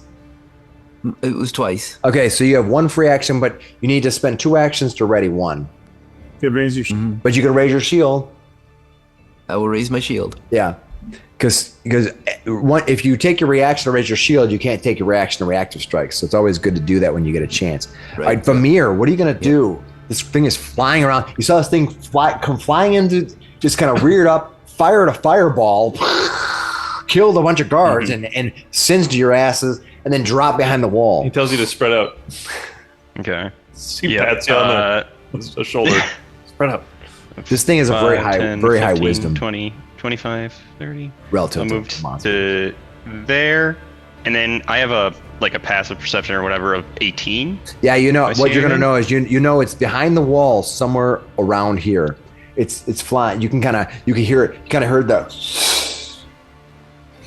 That's Okay. You're not exactly sure it is, but you're getting a general sense of where it's at, but you won't be able to target it without being maybe up on the wall or on the other side. Mm-hmm. Okay. Let's see. Okay, now that's in a line. Okay, so I'll move to there, and then I will just end my turn for now. All right, Slick. This creature comes flying around the corner. And it goes, oh, I didn't expect you there. Oh, It's gonna open it by you. frightened. You, do you have a reaction attack? Ah, all right. It is right there. That is. Okay, so it's gonna move. It's gonna move to here. It's gonna move. It's gonna move to here. It is actually 10 feet up, not 20. And it has reach, so it has reach for Ain't about 5 feet out. tail. Makes 2 fang You strikes. see a Drake approaching, and you're like, "This is a good time to." I agree with your move. So he takes 1 action to move to there, and then he's going to make a tail strike at you as he's flying overhead because it's 10 feet above you. It's just, it's going to try to crack you with his tail. He's not trying to come down. He's just cracking with his tail. Oh, it was a 20 and then moved a 2. Perfect. Giving me panache. Yeah. And then he's going to move. Nice. And he's going to move. Like, just duck under the tail. Yeah, it's pretty awesome. Smirks to himself. And I got to see his move is... And then he's going to do his Faster move. than Slick Willy, I bet. Swashbuckler answers the question, does it still matter if nobody sees you look cool? And the answer is yes. So he's flying right there, 10 feet above the ground. He has a speed of 50. Just slightly more than Slick Willy's. Sorry, Slick. Not with panache. Oh, it's the same? But he's 10 feet up off the ground. You have So to do a jump attack. all right, that is the Drake's turn. Sarrix, what are you gonna do? You see this drag? You kind of see this right through the gap. You see this thing go. He's kind of flying across. Is this a 5-foot step up into this part right here? No, I'll just call it even. It's fine. Yeah, it's like I kind of feel like the back wall and the ground are the same level, and there's a 10 feet wall between it. It's fine. They don't give you much of a way of a map for this. Sure. I think what they want the Drake to do is to walk in and land and start attacking. But why would it ever do that? No, it's It smarter has than that, right? literally has a great wisdom, and it has no it has way more power just flying around. I don't like just like making hit point sacks. It's kind of a so what do you want to do, Sarrix? Okay, he will I kind of wish I would Just have. walk up to the edge of the stage, kind of point his sword up at the big dragon, and he's going to try to intimidate and glare it. Nice. With Give me 2 intimidation, intimidating glare. That's a Wanna see tall just how order. effective. A plant intimidating a fire breather? Is I'm intimidating glare within 30 feet though? I don't think so. I think it just has to be. I have to be seen. I think don't it's- see anything about a. It just does Range. intimidation, right? I guess it doesn't really say, does it? So demoralize. Any your creature. Choose a creature within 30 feet. Yeah. So yeah. Okay. So it's Never 30 mind feet. then. In that case, You But it makes sense. You gotta be their hard face enough to where you quite yell them. clearly enough. yeah. Okay, I will just communicate to everybody that this is a very poor place for everybody to be. This is a kill box for this kind of enemy. We need to leave. And then he'll move this way. Let us. Wait, are you making a Sarrix joke? Well, Not gonna I let will it. say this: if you leave, you're going to leave the people who are in the room their open prey. It's totally fine what you want to do, but Hey, I don't think Sarrix was in the room when he was hired to help people. that is totally fine. guard, so I mean, there is a sense. There is a That's sense of the true. game. There's a also- sense of the game that there's a battle map. You know. Yeah, he's also perfectly right Yeah. that like this is a really bad spot to fight this type of creatures. It is. So Yeah, well, not much of a choice. No. yeah, we could all go out the back though. Well, and- he's actually going to try to position Second. himself up here to be ready to swipe if it There you go. comes You could close. you could also you could do that kind of stuff. You can also get up on the wall. That's like a foot wide. I How do know- you get? well, How do you run around a foot wide wall? I don't think he's gonna have a problem. This is when I saw this, I was like, this is the one you're gonna have a good time with, right? My old character Gishard did the same. Yeah. It's gonna be great. All right, so Sarrix, you're gonna move back there. That brings us to Shadwick. What? Okay. Well then. You can kind of see him right now. I can indeed. All right. Well, that's a touch spell. That won't be smart. 10, 20, 30? Maybe it would be smart. How far away is that? 10, 20, 30. I think he's 40 But he's 10 feet in the air, though, Yeah, he's 10 feet in the air. so I can't get him.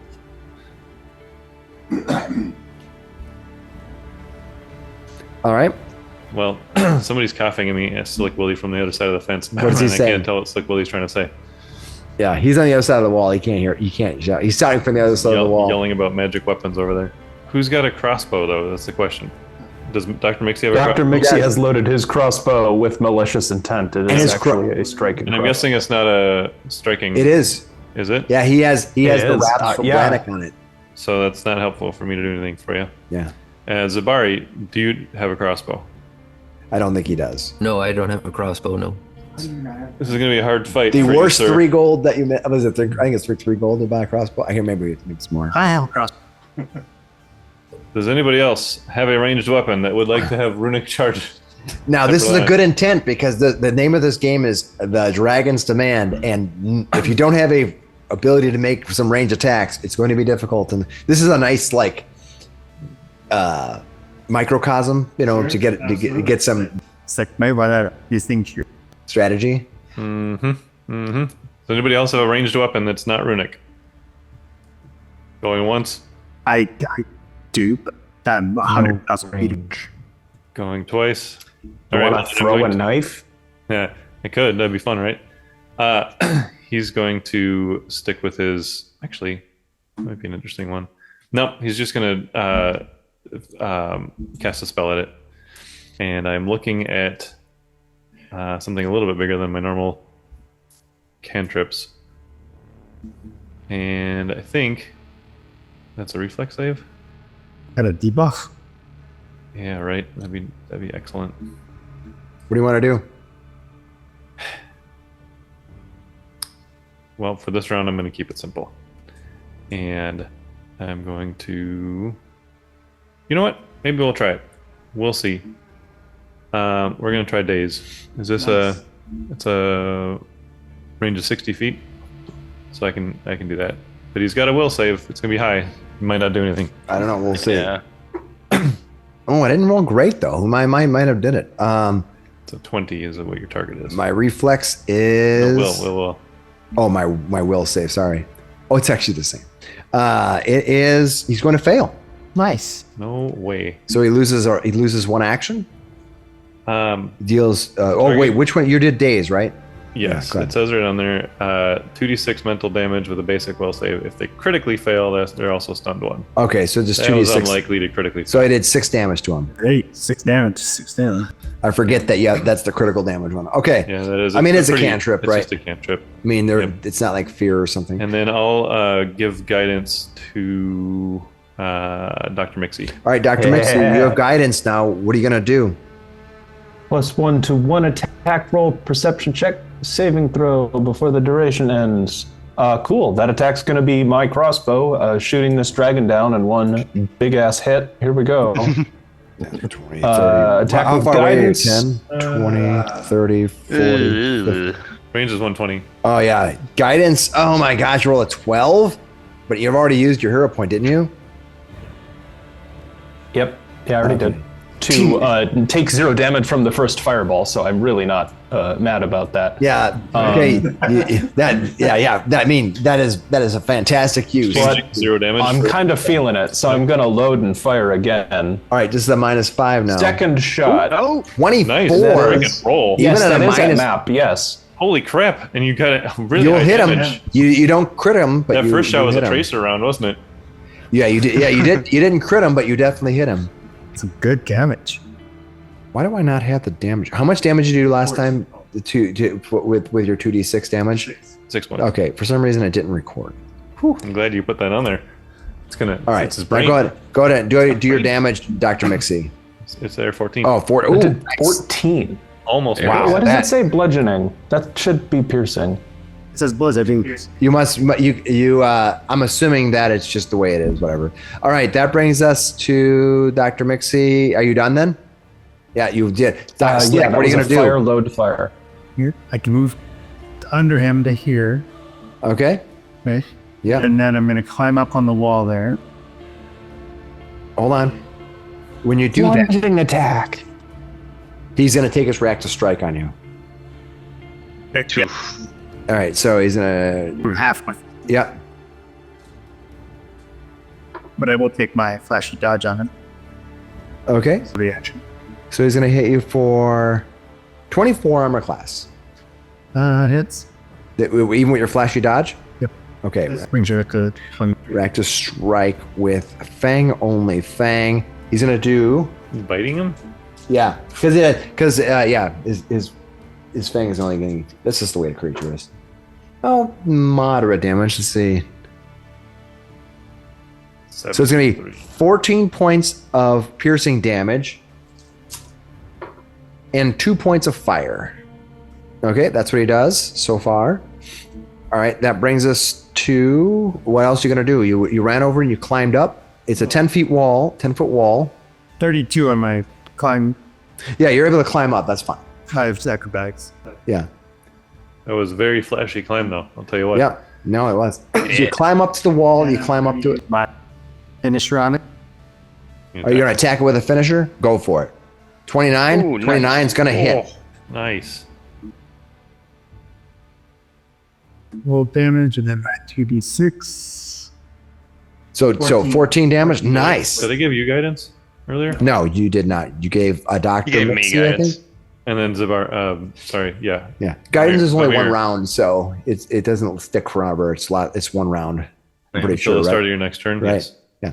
All right, Slick, awesome. He climbs up the wall. You're balancing on top of that 1 foot edge. And you strike into it. All right, that brings us to Zabari. Zabari, what are you gonna do? I am going to. Did any of the guards Rip with a chair and throw it at it. You can check him if you just got to take an action to look at him. The guards might have had a crossbow. Okay, how far am I? You could climb up there and start searching them for it. They're up here on the stage. I don't know if they do. So what I'm going to do is if you run over to them, I'm just going to give you a 10 flat check or 11 flat check. And if you roll 11 or higher, they have one. If they don't, then you don't. That's just the easiest way. Okay. Might be worth it though. Okay. You know, you got nothing. Okay, then I'll. Yep. I'll up there. All right, give me a flat check. If you roll 11 or higher, they have one. Even a if they don't, spear Okay. Okay. or a hand axe. they have swords otherwise. They do. They have They have a Okay. crossbow, and I'll Somebody give them has a 10 crossbow. bolts. Why not? So you can run Nice. up and you can grab the crossbow and 10 bolts. That's what you can do. Okay, I will do that. All right. Got a That crossbow and brings 10 it- bolts. Yeah, put it on your character sheet. Vamir, what are you gonna do? So I will do 45 movement there. And then I will cast a telekinetic projectile. Nice. Nice. Get him. All right, go ahead and make your attack. Right? Is it attack roll? Yeah, it's an attack roll. Go for it. 19 will miss. 19. Wait, 20. You have one. Didn't you? Or did you? That went away, didn't it? The guy. Yeah, it went away. Yeah. I'm gonna use my hero point. Now, okay, go for it. Yep, I got it. Oh, my gosh! You went from You've had some good hero I know. rolls today. Yeah. That was the second critical, I think. Versus. Remember when he used his hero point and killed himself? yeah. Did I kill myself? It didn't happen. It didn't happen. That is awesome. Yeah. I know. We realized the ruling wasn't exactly right, so you didn't quite do it. All right, you did 16 damage to it. Nice. What'd you throw at him? That is awesome. I grabbed one of the chairs and just got it. Throw him over more of Give those. him the chair. Oh no! I threw one of the guards' bodies. That's heavy. That is great. All right. The helmet off the head. All right. First things first. It's going to do a draconic frenzy. Makes two fang strikes and one tail strike in any order. Yeep. Ooh. Yeah, and he's gonna do it on you because you're standing up there. Yeah. And You're it's gonna 2 live forever, actions. You Slick. get three strikes. Yeah, this thing's fucking crazy. When And you already used your reaction. Sorry. all right, that brings us to. Is the Undertaker still there? She hasn't moved yet, so I'm assuming she's still there. She's probably watching with Has glee. she simply taken a seat? Yeah, she's literally watching this. She's enjoying the show. All right, so gotta make sure I read this correctly. All right, so first fang strike. Yeah, first fang strike. He's gonna roll a. Ooh, my God! I rolled a 19. Plus 14 is 20, 29, 33. Great. All right. Finally get to crit somebody tonight. I don't think I crit anybody all night. I'm getting my crit ticks in. All right, it's going to hit you you. poor fellow. Oh, I rolled 2 6s. Oh, no. So it's going to be 12, Jesus.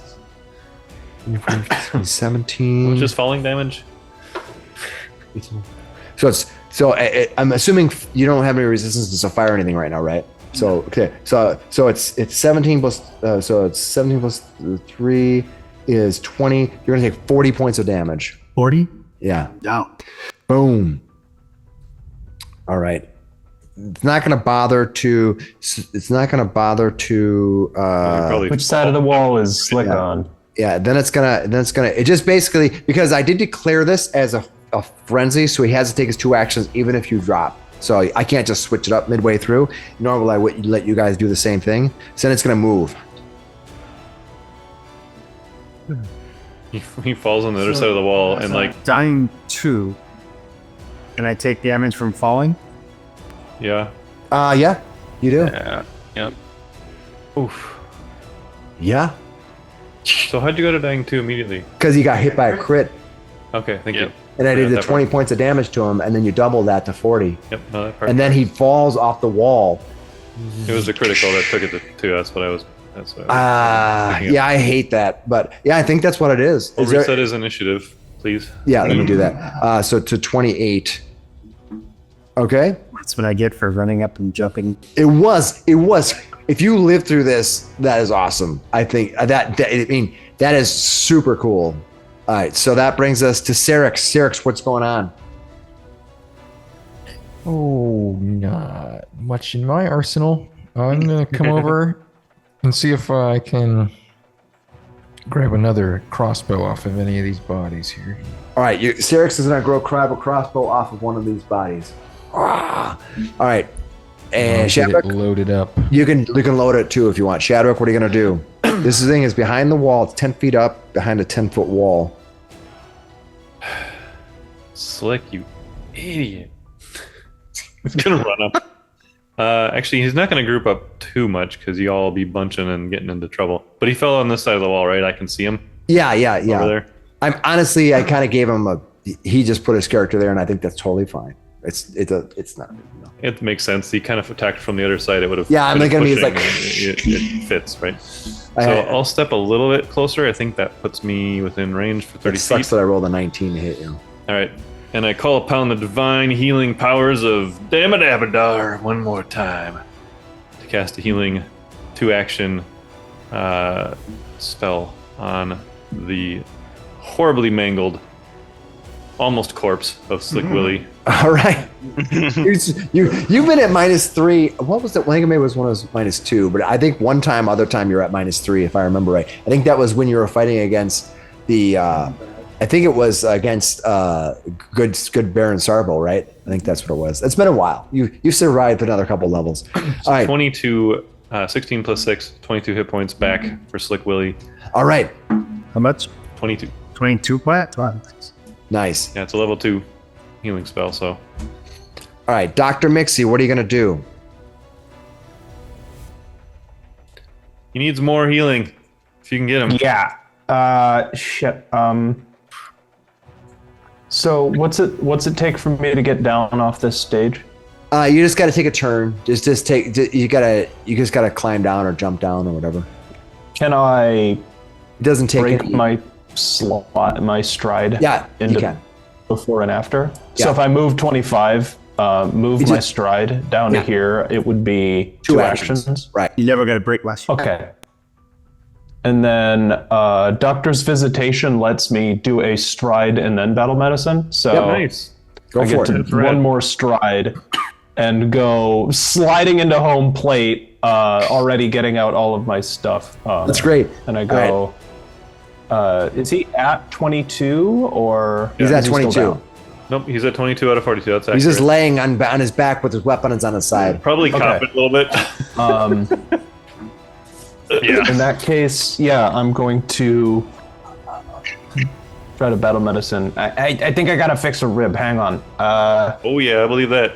We'll do the 15 check Still just to be safe here. Oh, nice. Another crit. Oh my god. So you get Nice. 48. Oh Jesus. All right, get at least 23 back. Just to, oh, we'd hide this 22. time? Nicely done, Doctor. No, Dr. Mixi's mixing it up. All right. Back up to full, thank you. All right. Now I'm gonna jump to. I've got my weapons stowed. Does that I'm reset your stuck wounded here. condition or the what's it called? 'Cause you're full up.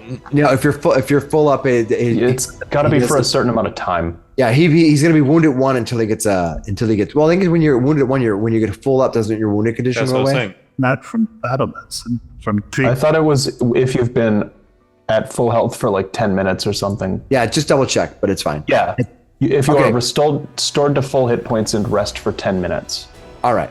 Okay. So here's what's gonna happen. As the creature flies away, you can see it kind of like loops up and just kind of soars through the. You can kind of see the fire as it flies away from this field. I'm loading my crossbow again. I don't Yeah. care. Yeah. At this point, they have a built-in cutscene a little bit. Let me get to You're it. suggesting we routed the Drake?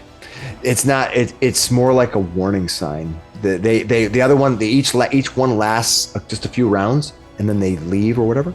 All right. This is what happens. If I can find the. Well, 3. Basically, round 3. All right. I'm gonna move away from the map, and we're gonna go with kind of a cutscene. The creature flies off into the night. You can kind of see the fire trail that it leaves behind is burning flesh, it leaving a shadow. And it's that at that point, the Baroness and her son and the rest emerge, flying out, trying to run to safety at first, thinking that they have to get out of here before they get trapped. The rest of you gathering around and kind of in a protective stance. Think of like the Marvel, all circling around. Not too grouped up, but yeah, I hear you. Yeah. Nice lie. It's at that point. Do I have a good cutscene? They don't really give a good.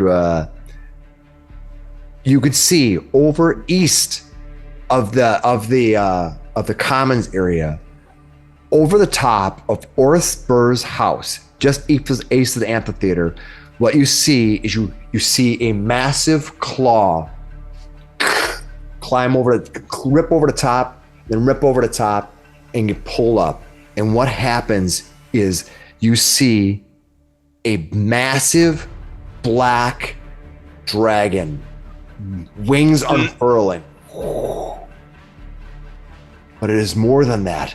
The thing looks sinister, but maybe even not alive. It stands there. It has graying eyes and that almost looks sightless, white milky eyes. Its muscles are exposed beneath torn flesh. And the smell of rot is overpowering. This is insane.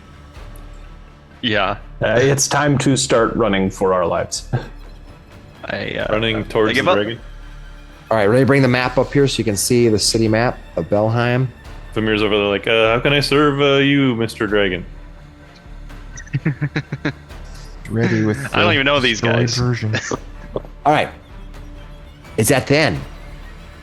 The creature proudly unfurls his wings, his hands. As he moves his hands, you can see almost like electrical charges go between its nails. And it looks out at the group. And you can see the rest of the group. Bassie is out there. You see Baroness. You see all these different people from town are all gathered. The people who are running away are in shock. Everybody is panicking. Your hearts are thumping. But I'm gonna make you roll. But everyone's kind of like, you see this giant thing, and you suddenly hear the voice boom out. I am a Teperax, Lord of Dragonfen, and you have exhausted my patience. The wizard Hunkley promised me many things before his death, including 5 rare and ancient tomes. I have made efforts to obtain these lawfully, but my representative, Clausia, failed me. My forbearance is at an end. Now I require not only the books, including the tome entitled Secrets of the Dreaming Dark, but also an indemnity of 77,600 pieces of gold. 200 for each and every resident of this dunghill you call home. I give you 2 weeks to deliver these to the place you know as the monastery of Saint Cathriax across the Dragonfen. None are permitted to leave Belheim. My minions blanket the countryside, and all who dare leave this town shall suffer for it. Only those chosen to deliver my ransom may travel, and then only through the Dragonfen. Should you defy me or fail to satisfy my demands, I shall lay waste to Little Belheim and kill every living inhabitant, down to the last mewling infant. And with that, the dragon rises up, casts a spell, and then vanishes. Well, he's in a bitchy mood. Oh boy. And that's where we'll end. Yikes. I was going to ask if you could clear those trolls out for us so we have a nice clean path to get to him to deliver all of the money, but he took off too quick. Finally, the dragon makes its demand. Yeah, he does. He's basically showing you that he controls the air. Well, I've got 9 gold pieces, maybe 10 now. How many do you guys got? I've got 5. We'll Yeah, find yeah, out next week when we get to remember, you're going to get some money from her for surviving this. But there's a bunch of stuff happening. There's a bunch of stuff going to go on. As you see it, you're going to see them, staring in awe. And we're going to find out what happens. 77,600 pieces of gold. 200 for each and every resident of this dunghill. I hope he subtracted the dead ones. Otherwise, that's pretty rude. And you found out that claw seer was working for him. Yeah, we did. Lady Dark. Rude. That guy's rude. All right. All right. And with that, we're going to wind up kind of like a big session at the auction, only to end with this giant dragon. So, we'll find out next time, I guess. Yeah. So see you guys all next week. Ooh, it's getting crazy now. Yikes. Yeah. Oh, by the way, who has the secrets of the dreaming dark? Like you, right? I don't know. It could have been anybody. As you look back, Vamir is nowhere to be found. Yeah. All right. So, He's just booking it. He's just running. He doesn't Eradicate it. Yeah. yeah. Keep blaming it on Brandon. Well, you're assuming that this giant undead black dragon can't see invisible creatures. Like this was a couple of scales of magnitude larger than that red drake, right? It was. Oh, and speaking of which, before we end, I'll let everyone know you're all level 5. Watch the dragon threaten us and he Now we won't. can get eaten at level 5. All right, so that's gonna be the end of tonight, and we're gonna let you guys level up to level 5, and then next week we have all kinds of repercussions of what's gonna happen after this dragon did its dragon deed. I kind of wish it had a little bit more of a monologue or a little interaction, It was but a pretty it's still solid pretty cool. threat that it just threw out. I thought that was Yeah. straight into the point. Yeah. Awesome. Very horde centric, this dragon. I wonder if we can use that. Well, it wants pieces of gold and the secrets of the dreaming dark. Let's find out next week then, all right? We'll see everybody next week. Thanks a lot. Bye.